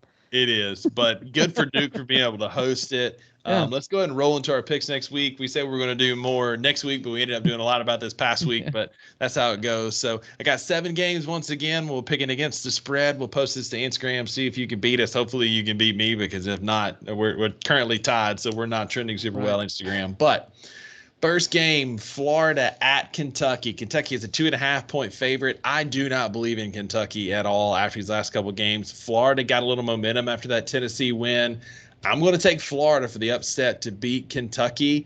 You said Kentucky was 2.5-point favorites. Kentucky's a 2.5-point favorite at home against Florida, and that just feels like a game Florida can win. This game feels weird. Going into it, you've got Devin O'Leary that came from NC State to Kentucky. Felt like they wouldn't drop off at all after losing Mayonnaise Boy to the draft and picking up Devin O'Leary. And conversely, Florida lost the number 5 pick in the draft. They lost Anthony Richardson to the Colts. But even with Anthony Richardson, they were no good. And they replaced him with Graham Mertz, who on this podcast I've given the stats for how terrible he was at at Wisconsin. And so preseason, I've taken Kentucky plus minus 2.5 every single day. But, Kentucky had a less than encouraging win against Vanderbilt this week. Florida 2 weeks ago dominated Tennessee at home. then played nobody last week. It's kind of up in the air. I feel like it's 50-50. I'm going to go Florida here for the road upset against the number. And mainly it's because they both just kind of seem okay. Yeah. They both just kind of seem mad. I still feel like Kentucky's ceiling is probably higher than Florida's. Sure. The fact that it's at home is why they're favored at all. 2.5 point favorite tells me that if this game was played at neutral site, then it would be a pick 'em. Yeah. And so, I just feel like typically you got Florida's 3 doing points. more to get better now. Like they look like they've trended better. Again, nobody last week, but they got a huge home win against Tennessee. I feel like Florida's impressed me a little bit more on tape than Kentucky has in their wins. Florida will always have more talent than Kentucky. Yeah. But that doesn't always mean everything. Look at Kentucky versus Florida over the last 5 years. Kentucky's been better. Yeah, Kentucky has been. But I'm gonna take Florida here, plus the 2.5, just because I'm not convinced either way. Yeah, I hear you. All right, I'll let you pick this next one first. So we've got the defending national champs, Georgia Bulldogs, as a 14.5 point favorite. Again, all of these lines are brought to you by DraftKings. Even though they don't sponsor us, that's where we get them from. It's almost, if you had a contact at DraftKings, maybe they should sponsor us. Maybe we should ask. Aaron, if you're listening, I'm calling you for a sponsorship. 14.5 point road favorite at Auburn in the Deep South's oldest rivalry. I feel like the answer is obvious, but who are you taking? Wait, Georgia's only 14.5? That feels like a trap. Why is Georgia not like 21 point favorite? I mean, Auburn just lost on the road to Texas A&M by 21 points. Right. It was 3 scores, right? I'll look up that score. It was ugly, whatever it was. 27-10 on the road. Auburn at A&M. Competitive. I'm going to tell you right now, if A&M is 17 points better than Auburn, then Georgia is more than 17 point favorite against Auburn. I don't care where the game's at. Georgia has played nobody, and they looked like they've walked through 4 weeks. But at some point, you got to feel like if Georgia's going to beat Georgia, they're going to have to flex their muscles at some point, and I feel like they're going to flex their muscles this week. I agree. I'm taking Georgia. I think 14.5 is easy money, man. I think Georgia wins this game, pulling away by at least 20 points because they are way better than A&M, like you said. And so I'm taking Georgia. See, I think ESPN uses Caesars. Caesars. They've got it at 14. They've actually got the line lower than DraftKings. I looked at DraftKings again this morning just to make sure because I did these yesterday and the line hadn't changed on DraftKings. It was still 14.5. Yeah. That feels like a trap, and maybe I'll fall into it, but I'm not going to. I will kick myself if I pick Auburn and Georgia beats them 48-14. You know. Yeah. So. Give me Georgia. It's just about being able to live with myself. That's the reason why I'm picking Georgia. There you go. All right, next one.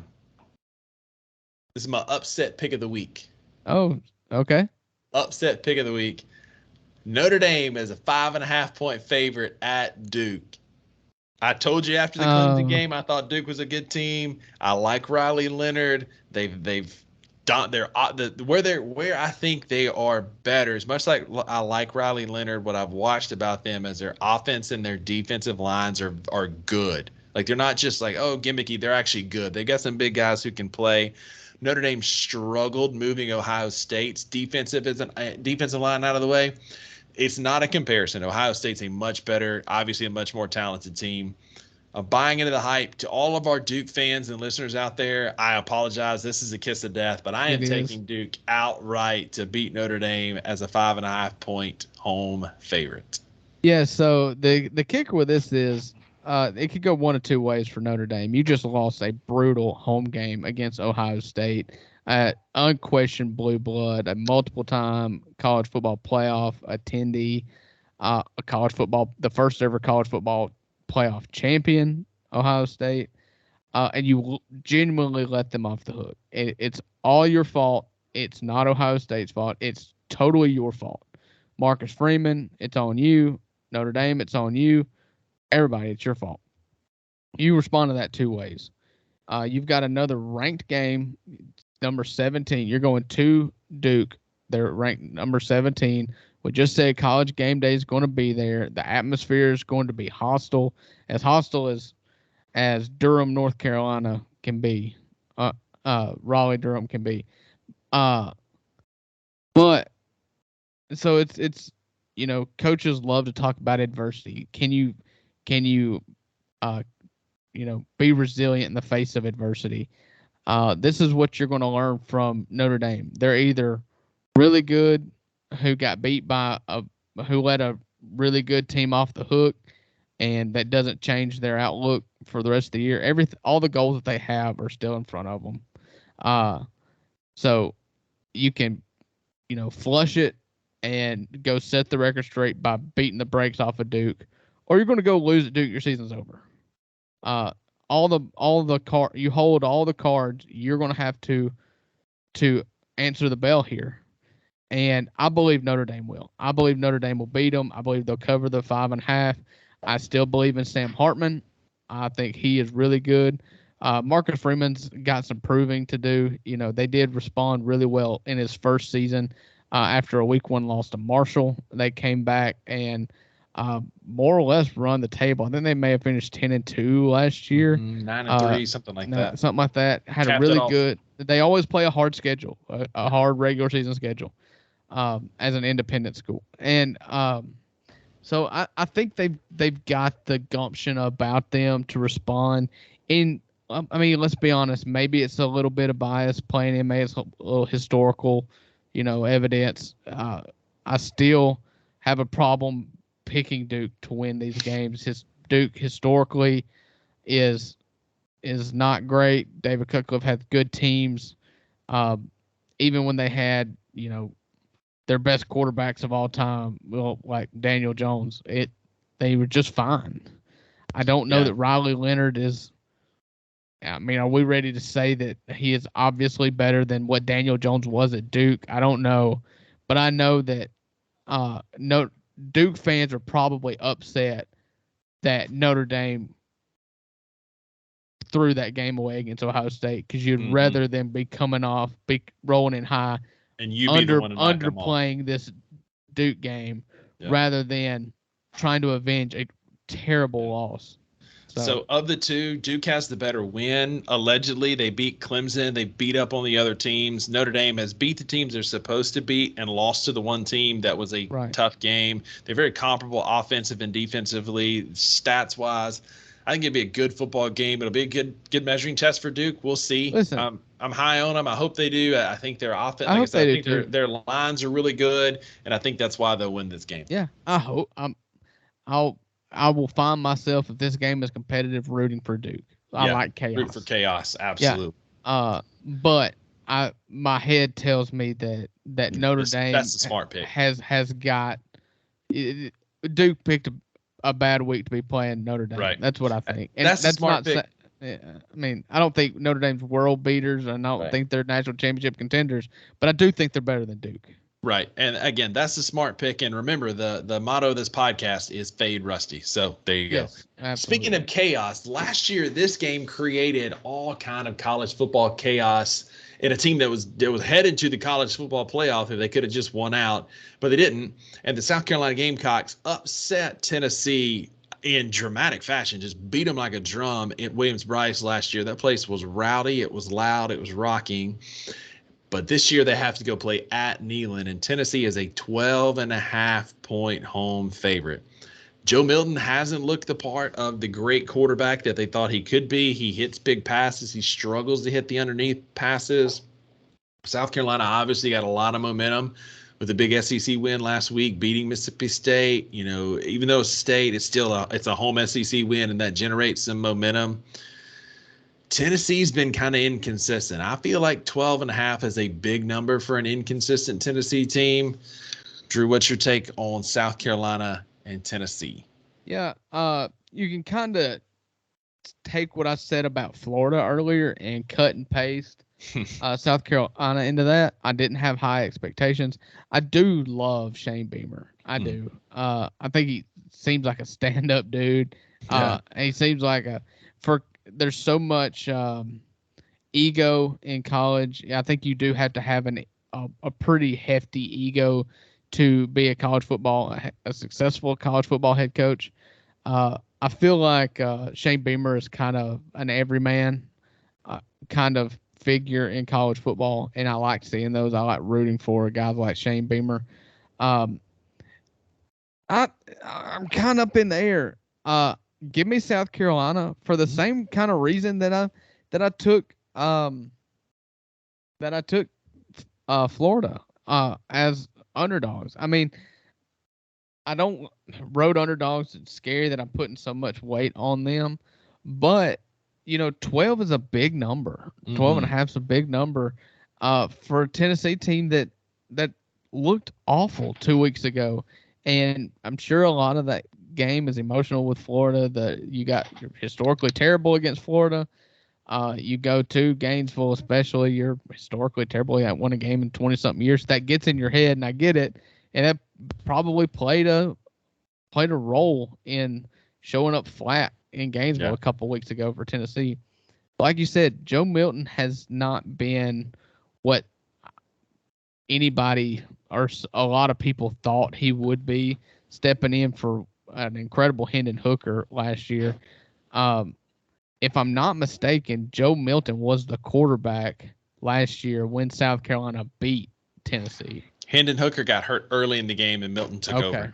Okay, so this maybe was the that's game he got hurt in.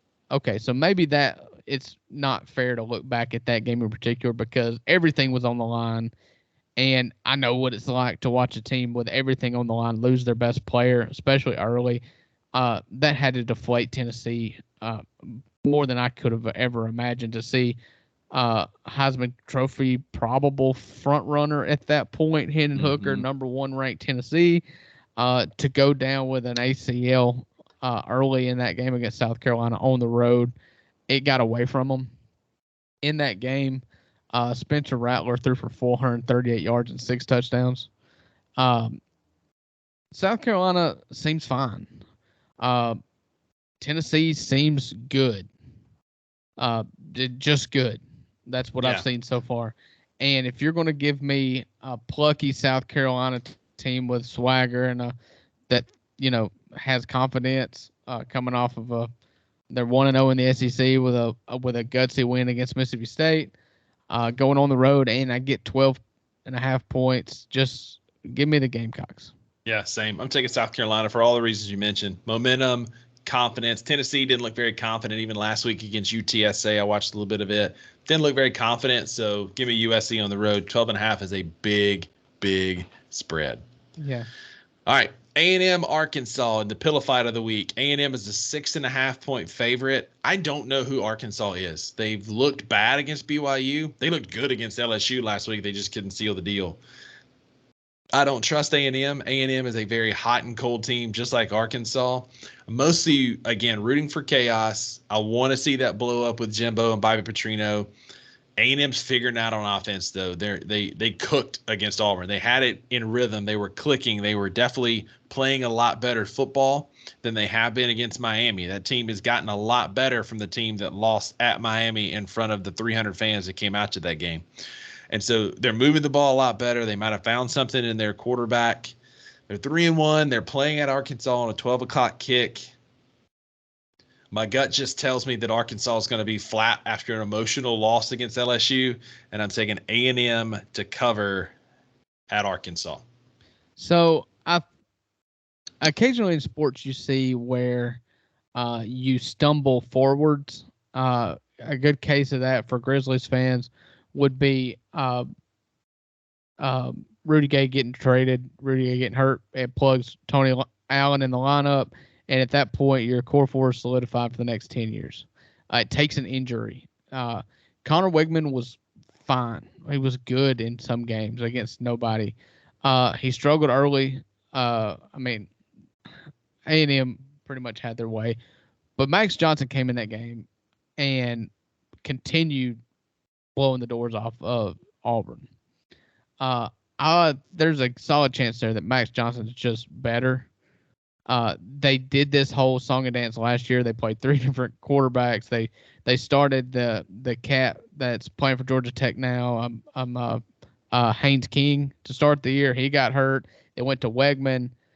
He got hurt / bench. They went to Max Johnson last year. They're doing the same thing this year. They started with Wegman. He's hurt. He's down for the year. And now it's Max Johnson's turn. And Max Johnson is nothing if not good. He's not going to blow the doors off of you. He's not going to wow you with arm strength. He's not going to wow you with mobility. There's not one thing that he does that is elite. But there's not one thing that he does that is bad either. He is just solid. He's just good. Good.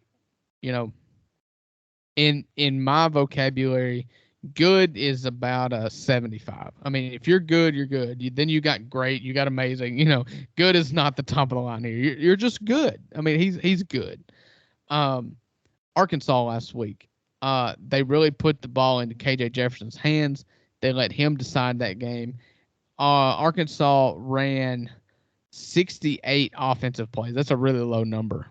Of those 68 offensive plays, KJ had 31 passing attempts and 16 rushing attempts. That is 47 of the 68 plays, KJ Jefferson directly determined success or failure. Wow.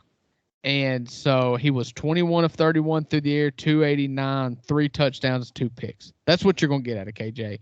He is a good quarterback, but his arm isn't what takes him over the top. He also ran 16 times for 48 yards, and those rushes are a lot of times a mayday situation, and those 48 yards are very important given the fact that a lot of times those are coming from scrambles. Yeah, on like third down when there's everything's falling apart.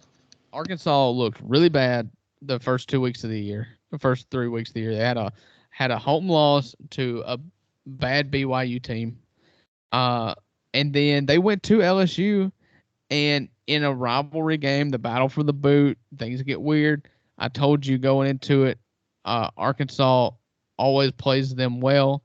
This game gets squirrely, just like Arkansas, Ole Miss always gets squirrely. It got squirrely. LSU should have lost this game. Copy and paste what I said about Notre Dame here. Arkansas gave that game away.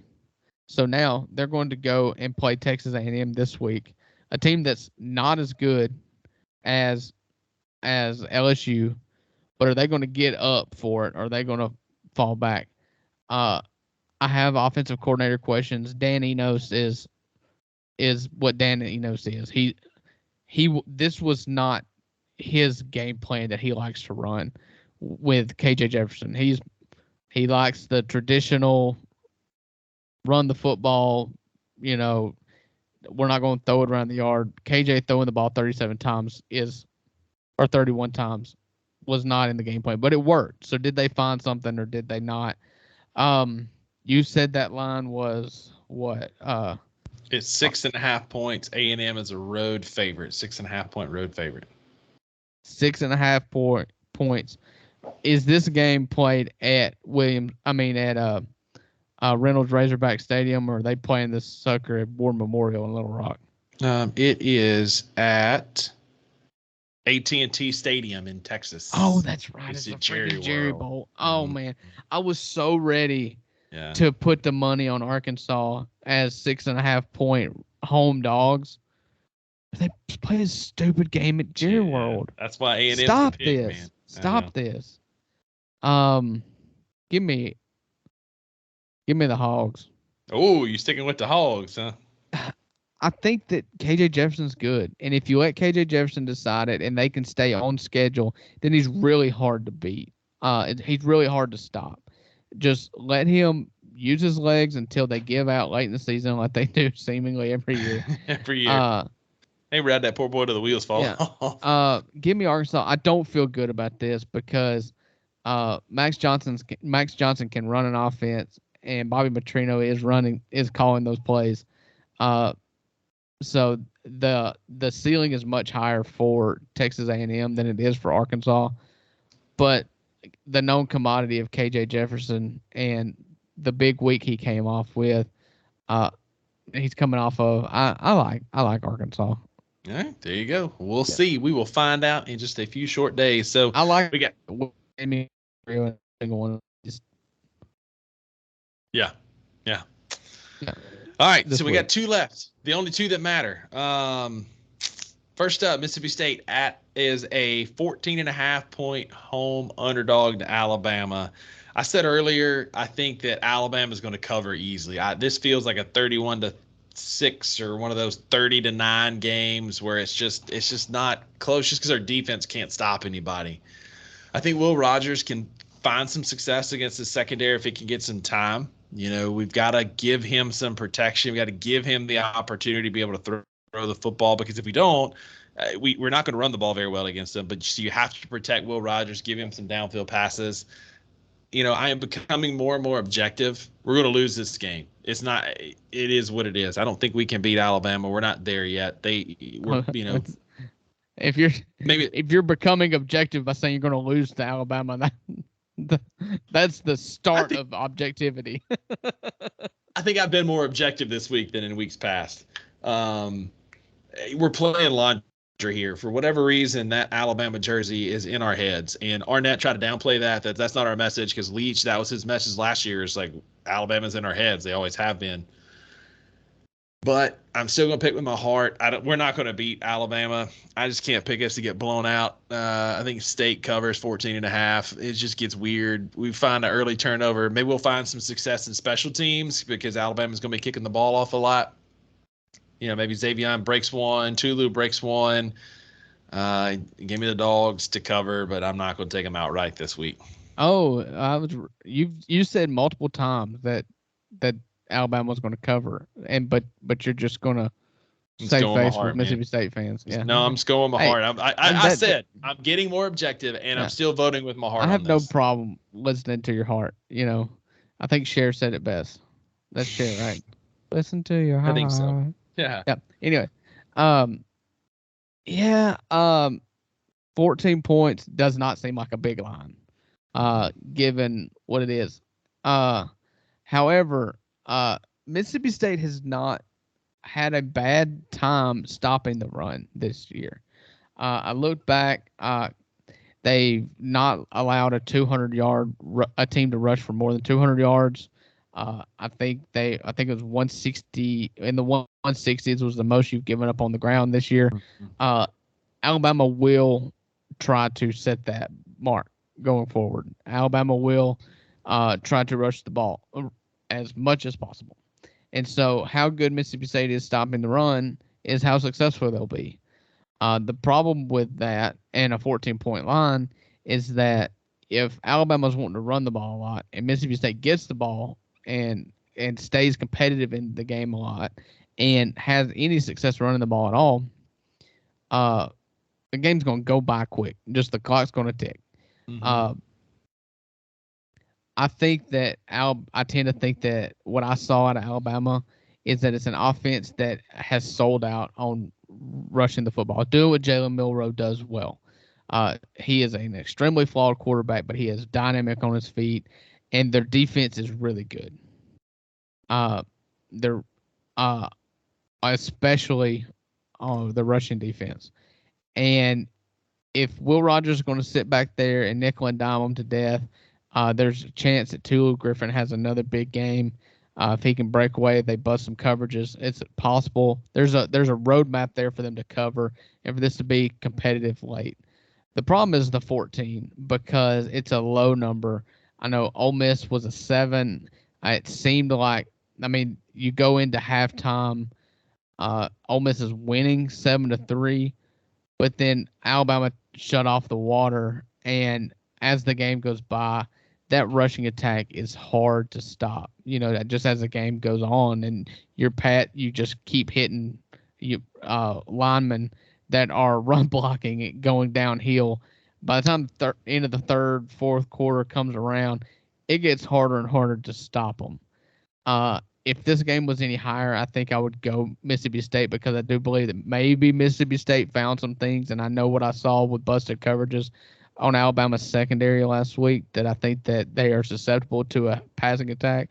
However, if I haven't seen Mississippi State stick with a game plan back-to-back weeks. They ran the ball a ton against LSU to no avail. They threw the ball a ton against South Carolina and didn't run the ball at all. So what are we going to get? What's the game plan going to be at Mississippi State? I don't know, but I think 14 points, even if it is competitive, tied, 3-point game one way or the other in the fourth quarter, 14 is not hard to get to if you're Alabama and they wear you down. Give me Alabama, but I do believe this game, it could be, there's a recipe for it to be more competitive than one might think. Nick Saban, and I think he was giving Lane Kiffin a dose of his own medicine this week, said that Mississippi State was harder to game plan for than Ole Miss, and it's probably just him rubbing salt in Lane's wounds, and if so, props to Nick Saban for that. But I agree.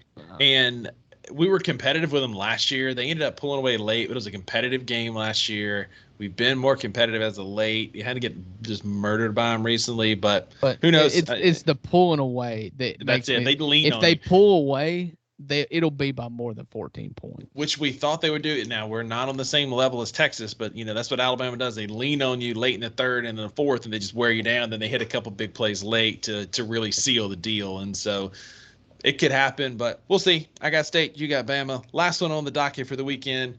LSU is a 3-point road favorite at Ole Miss. LSU is coming off an emotional win. Ole Miss is coming off an emotional loss. Both teams playing in rivalry games, and LSU had to hold on late and squeak out a win against their big rival Arkansas to keep the boot there in Baton Rouge, which is just an awkward, a weird trophy anyway. Have you seen the trophy they give at the Ole Miss LSU game? Mm-mm. Google that. It is the worst trophy you've ever seen. It's a big old, it's a massive trophy that looks like it was made in a high school wood shop. It's awful. Well, the boot trophy is not a whole lot better. But LSU comes to town. It's in Oxford. I think Lane Kiffin maybe learns his lesson, keeps his mouth shut this week, doesn't poke the bear with Brian Kelly. I don't know that it matters. I think LSU is a touchdown better team. I'm going to take LSU as a road favorite, 3 points over Ole Miss. Like you said, this game can get squirrely, and this could be one of those years when everybody's kind of down, it gets squirrely. But I trust Jaden Daniels. Malik Neighbors is having a historic year. He's a first-round wide receiver in next spring's draft, and I think LSU wins, I'll say, by 10. So, real quick, for the YouTube viewers, that's the Magnolia Bow Trophy. Oh, that's gross. You see that? Yeah, that's awful. Yeah. Yeah, so Ole Miss fans, especially elderly, I don't put LSU above Ole Miss, even though I do it to get under your skin sometimes when it comes to rivalries. When you play LSU, it's a quote unquote rivalry game. Ole Miss has not had much success lately. Last year they blew the doors off of us. It was the first sign of a chink in the armor. Ole Miss went down to Baton Rouge and just got gutted by LSU and Jaden Daniels last year. At home, it's your first big home game. It's going to be an amazing atmosphere. It is, if I'm not mistaken, a night in Oxford. I believe it's a 6:30 or 7 o'clock game in Oxford this week. Let's see, 5 o'clock game. In Oxford, that's, in my opinion, like the best time to have a college football game. Atmosphere is going to be good. There's going to be hatred in the air. This is the chance for Ole Miss to save their season, to make a mark on the college football landscape. You can do that this week rather. LSU being number 13 in the country. Ole Miss just fell to 20, dropped 5 spots after the loss to Alabama. Winning cures all ills. Everybody's got a bad taste in their mouth. It seems like the loss against Alabama brought up all the animosity and the hard feelings towards Lane from the end of last season and the coaching rumors. It just seems like that swirls up anytime you lose. The easiest way to get rid of that is to win. LSU is good. LSU is my pick to win the West.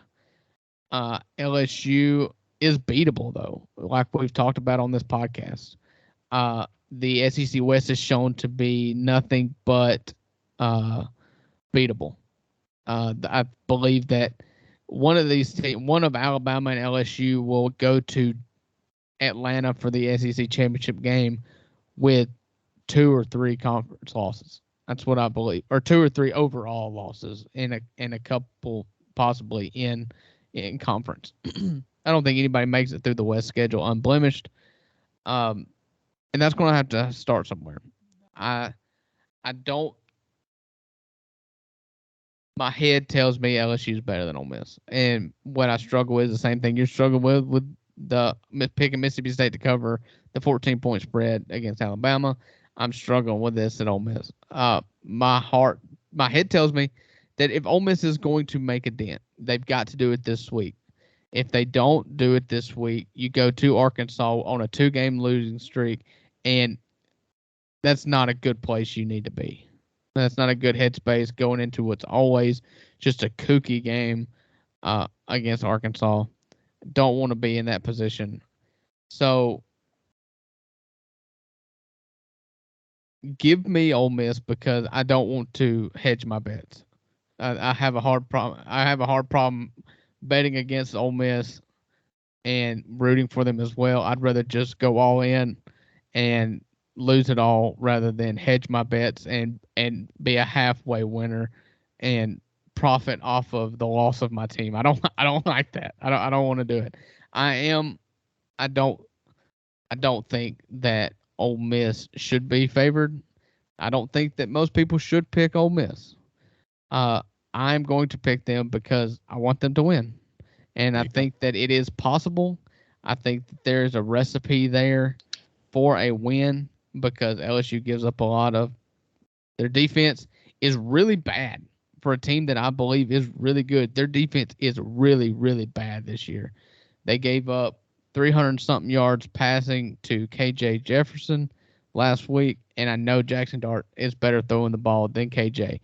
What Ole Miss needs to do is get out of their own way in play calling and take some shots. If you lose 40-0 and you have thrown your best punch and it just doesn't work, then that's fine. But quit playing these games, and what it looks like to fans is kind of like the Dan Mullen thing. Dan Mullen always covered. He was proud of always covering at Mississippi State.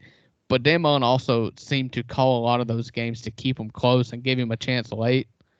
I don't like that. Go for broke.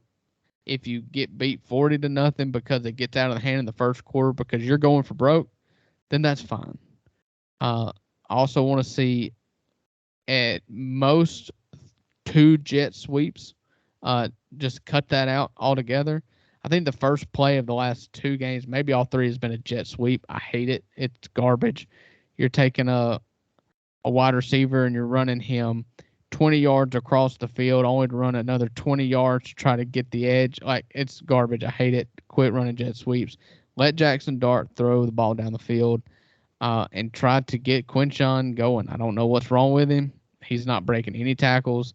He's going for about 4 yards a carry, but he's only got 200-something yards rushing 4 games into the season. It looks really bad. He looks like the second most explosive running back on this roster. Ulysses Bentley looks more explosive, like he's got more juice in his legs than Quinshon does, and it's the panic button has been pressed on him.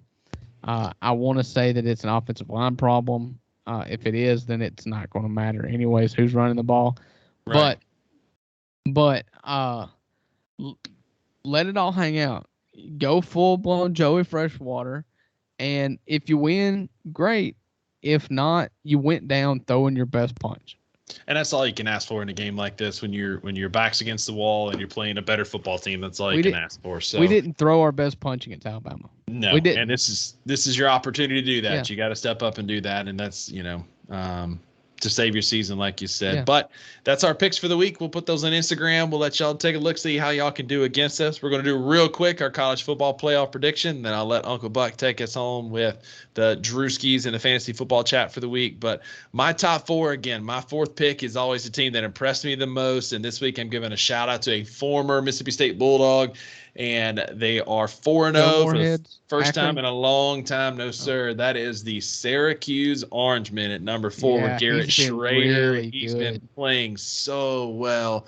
That fake he had against Purdue last week that we talked about on the podcast, he's making great decisions. Tyler Lockett on the defensive line is playing really well. See, yeah, right. Same name. I was hoping that you messed it up. You hadn't messed one Nope. up yet. No, so a buddy of mine is a football coach up in Massachusetts, and he coached Tyler Lockett up through it, and he's now one of their defensive tackles. Syracuse at number 4. Number 3, I'm putting Michigan back up there. They're kind of getting back in form. They've got Jim Harbaugh back as their head coach off of his suspension, and I felt so bad for him. But free Harbaugh. Michigan is back at number 3. Number 2 is Oregon. They beat the absolute just mess out of Colorado. They look the part right now. I got Oregon number 2. Number 1 unchanged until they get beat. Florida State will be my number 1 team. And I've got Florida State at number 1. So Florida State, Oregon, Michigan, Syracuse, my top 4. You know, Syracuse has a big game this week. So Syracuse is undefeated, and they are hosting Clemson this week in the Orange Bowl. They're playing at the Carrier Dome. Garrett Schrader has had a incredible season so far. He's rushed the ball like gangbusters. Oh shoot! I just went blank. Dino Babers. Dino versus Dabo. Dino Babers is a mainstay in the ACC. He's always got teams that are scrappy. I like Dino Babers. He probably should have gotten out when his name was a little hotter earlier on in his Syracuse tenure. But that's an interesting game going forward. My top 4. Ole Miss dropped out. I spoiled that earlier in the episode. No shocker here. Number 4, jumping into that 4 seed was my honorable mention last week. Washington has just beaten the brakes off of everybody. Michael Penix Jr.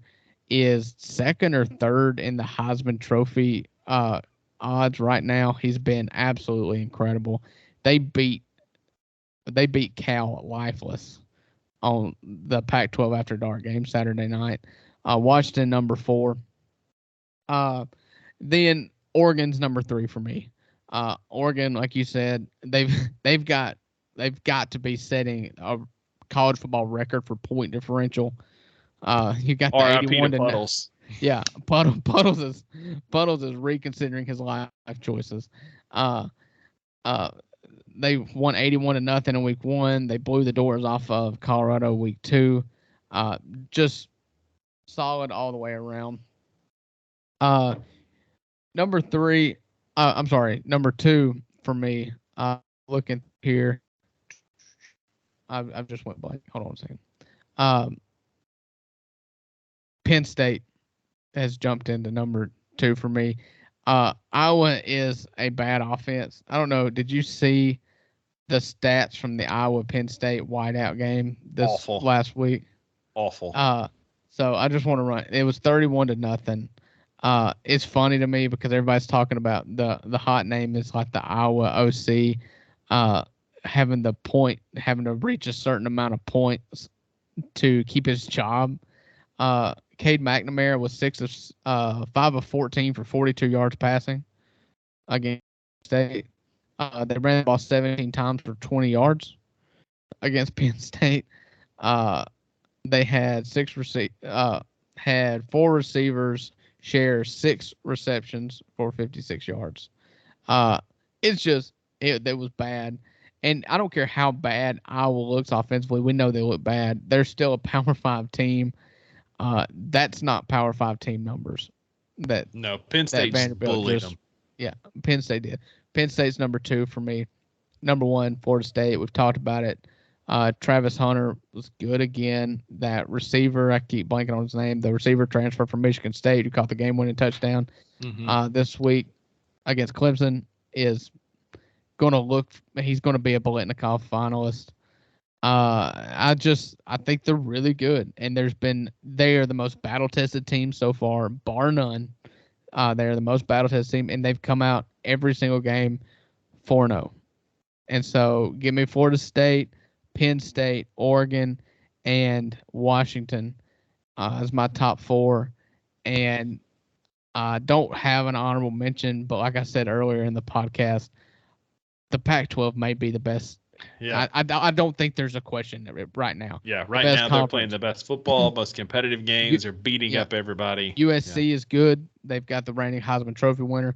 Oregon State is good. They're deep. Washington State is good. Oregon, you've seen Bo Nix. He's a Heisman Trophy finalist. Yep. He's good. You can go all the way down the list. Washington, Oregon State, USC, all of them are good. The Pac-12 is legit this year, and we'll see when the going gets tough and when it really matters late in the season and in conference championship scenarios to lead into the 14 playoff, how they fare at that point. But right now, they look like the best conference in football. Yep, 100%. And so we'll get that posted on Instagram. Tell us where you agree, disagree. Uncle Buck, we're coming up on that 2-hour mark. Take us home with some fantasy football. Yeah, so big week. We have some award winners, but that's pales in comparison to what we want to get to end this. Big week from our boy, 2-time champion of the Stanley Cup, Hunter Shaw, set the high mark for points scored on the season. I lasted for a week. I had 178 last week. Hunter gets 180 points, beats cousin Kirk by 83 points. He's going to be our Buddy Stevens Award winner. He is highlighted. He did start Raheem Mostert this week.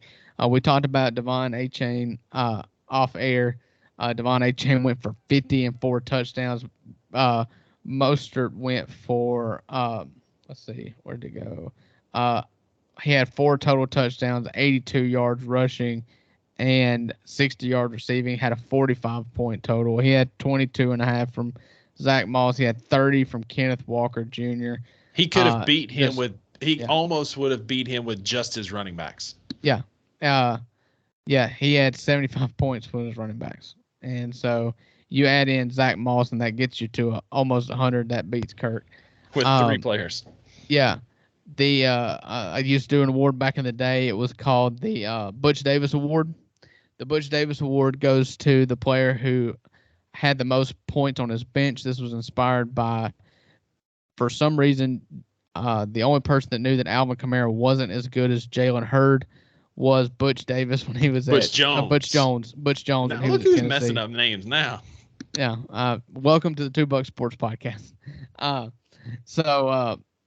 Butch Jones was the only person that kept Alvin Kamara on the bench over Jalen Hurd. So to reward the person who had the best performance on their bench goes to Michael Mutters, because Devon Achane was on his bench just like most other benches, but he's going to get celebrated today with the Butch Jones Award.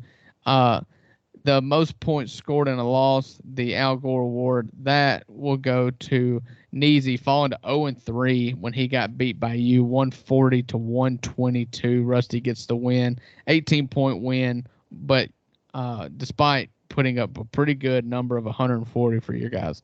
But that, looking forward to next week, there are 2 teams that are undefeated in the League of Avengers 12-team fantasy football league. And the 2 members that are undefeated are the 2 beautiful faces that you are looking at right now. Uncle Buck sitting at 3-0. Bucket sitting at 3-0. But it will not last long, because the matchup of all matchups happened this Sunday. It started tonight, actually. We play each other this week, and one will reign supreme. There can only be one Highlander, Buckets, and it will be decided today. Yeah. So it'll be the Mad Titans, man. Let's go. Yeah. Just a quick. All right. So both teams are 4-0. Or I'm sorry, 3-0. Looking to go 4-0. Your team has had a cupcake schedule. You have scored 358 points total this year. I have scored 418 points total this year. Points against, the teams that I have played have scored 360 points this year. Yours have scored 303 points this year. So you have played far.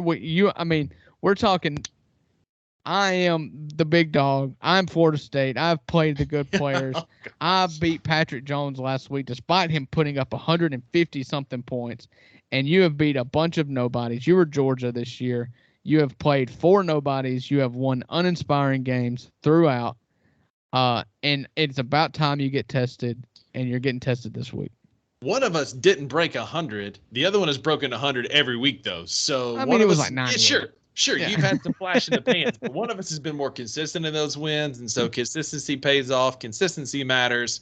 Right now, it's a push. I mean, it's 51% me. I'm projected to win 126 to 125. That's going to change a million times between now and Sunday, but should be a good game. It will be a battle early on for supremacy in the League of Avengers. It looks like both of us made a good call in avoiding this Thursday night game. As we were on the podcast, I started panicking. I was like, oh, crap, it's 7 o'clock. I need to look at – because I had Jared Goff in my lineup tonight. Detroit is beating the absolute brakes off of Green Bay, but it is not translated to a good game for Jared Goff, so I'm glad I put him on my bench. It seems like the Lions are up 27-0, and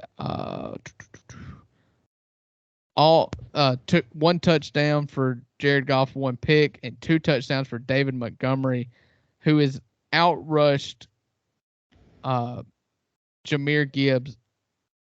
David Montgomery has rushed the ball 19 times to Jahmyr Gibbs' 4. So, yeah, I don't know why they spent a top 10 pick on him. And that's it. They keep saying each week they're going to use him in creative ways and ways that you don't expect. And that way you don't expect is they just keep him on the bench. Yeah. Good call for you. You left Jordan Love on your bench, despite him. I believe he is a top 5 quarterback in fantasy so far this year. 4th. Yeah. He is 17 of 27, 171, a touchdown and a pick, for only 10 fantasy points right now. So both of us made a good call in just dodging this game altogether. We will put this all on the line on Sunday and Monday night when Geno Smith, my quarterback, will take the field. Probably what will be deciding it's Monday night. All your players play on Sunday. I've got Darren Waller on Monday. Darren Waller, Tyler Lockett, and Geno Smith on Monday. So I'm going to be looking for a major comeback to win and stay undefeated in the League of Avengers against my good pal and worst enemy, Rusty Buckets. All at the same time. Well, yeah. Drew, great episode. Enjoyed it, buddy. As always, we'll see y'all back here at the same time next week. Actually, a day earlier next week on our regularly scheduled time, barring any kind of setbacks or Power Ranger events. So in the meantime, like, share, comment, leave us a comment on where we got it right, where we got it wrong. Follow us on all of our socials at the number 2 Buck Sports Podcast on Twitter, Instagram, 2 Buck Sports Podcast on Facebook. And I will see y'all back here next week. Drew, thanks, buddy. Enjoyed it. We'll see y'all next week. Bye, guys.